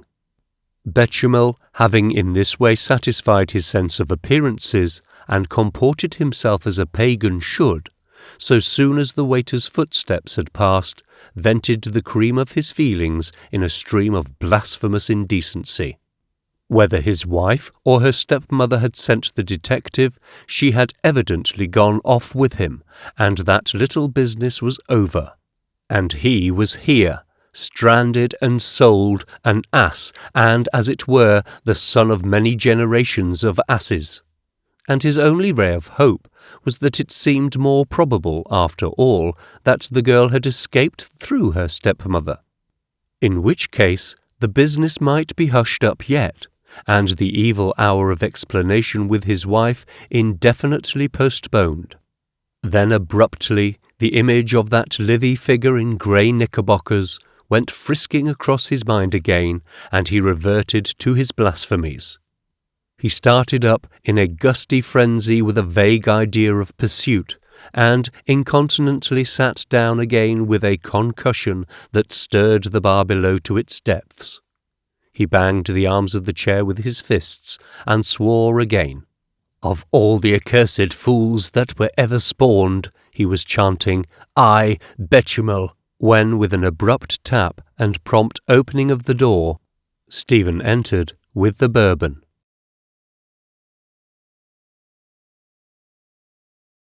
Chapter 24.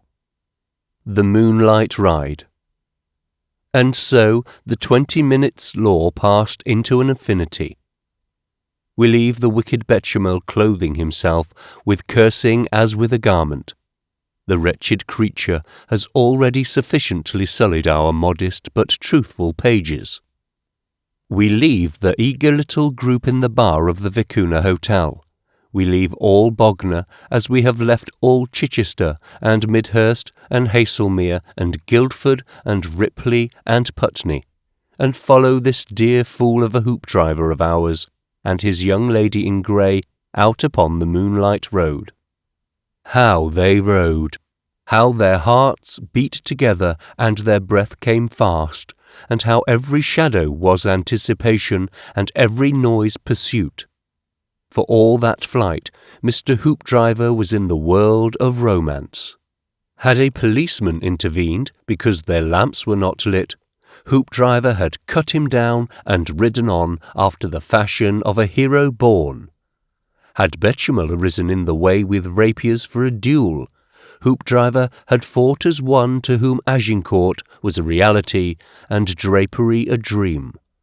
It was rescue, elopement, glory, and she by the side of him. He had seen her face in shadow, with the morning sunlight tangled in her hair. He had seen her sympathetic, with that warm light in her face. He had seen her troubled, and her eyes bright with tears. But what light is there lighting a face like hers, to compare with the soft glamour of the midsummer moon? The road turned northward, going round through the outskirts of Bognor, in one place dark and heavy under a thick growth of trees, then amidst villas again, some warm and lamplit, some white and sleeping in the moonlight, then between hedges, over which they saw broad wan meadows shrouded in a low-lying mist. They scarcely heeded whether they rode at first, being only anxious to get away, turning once westward when the spire of Chichester Cathedral rose suddenly near them out of the dewy night, pale and intricate and high. They rode, speaking little, just a rare word now and then, at a turning, at a footfall, at a roughness in the road.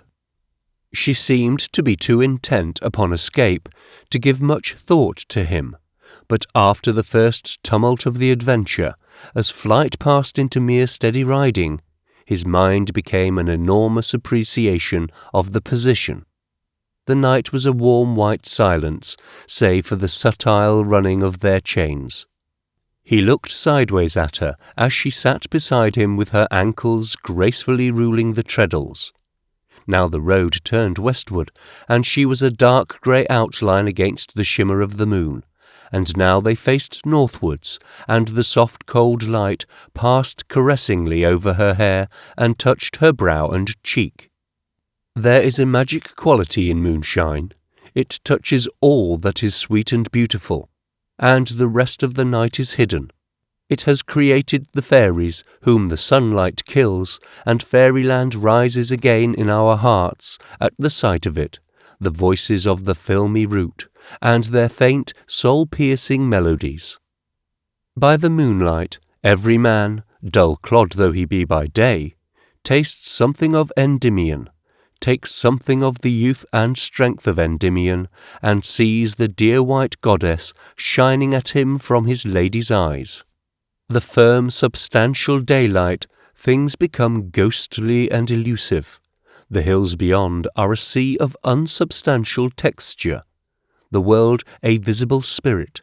The spiritual within us rises out of its darkness, loses something of its weight and body, and swims up towards heaven. This road, that was a mere rutted white dust, hot underfoot, blinding to the eye, is now a soft grey silence, with the glitter of a crystal grain set starlight in its silver here and there. Overhead, riding serenely through the spacious blue, is the mother of the silence, she who has spiritualized the world, alone save for two attendant steady shining stars.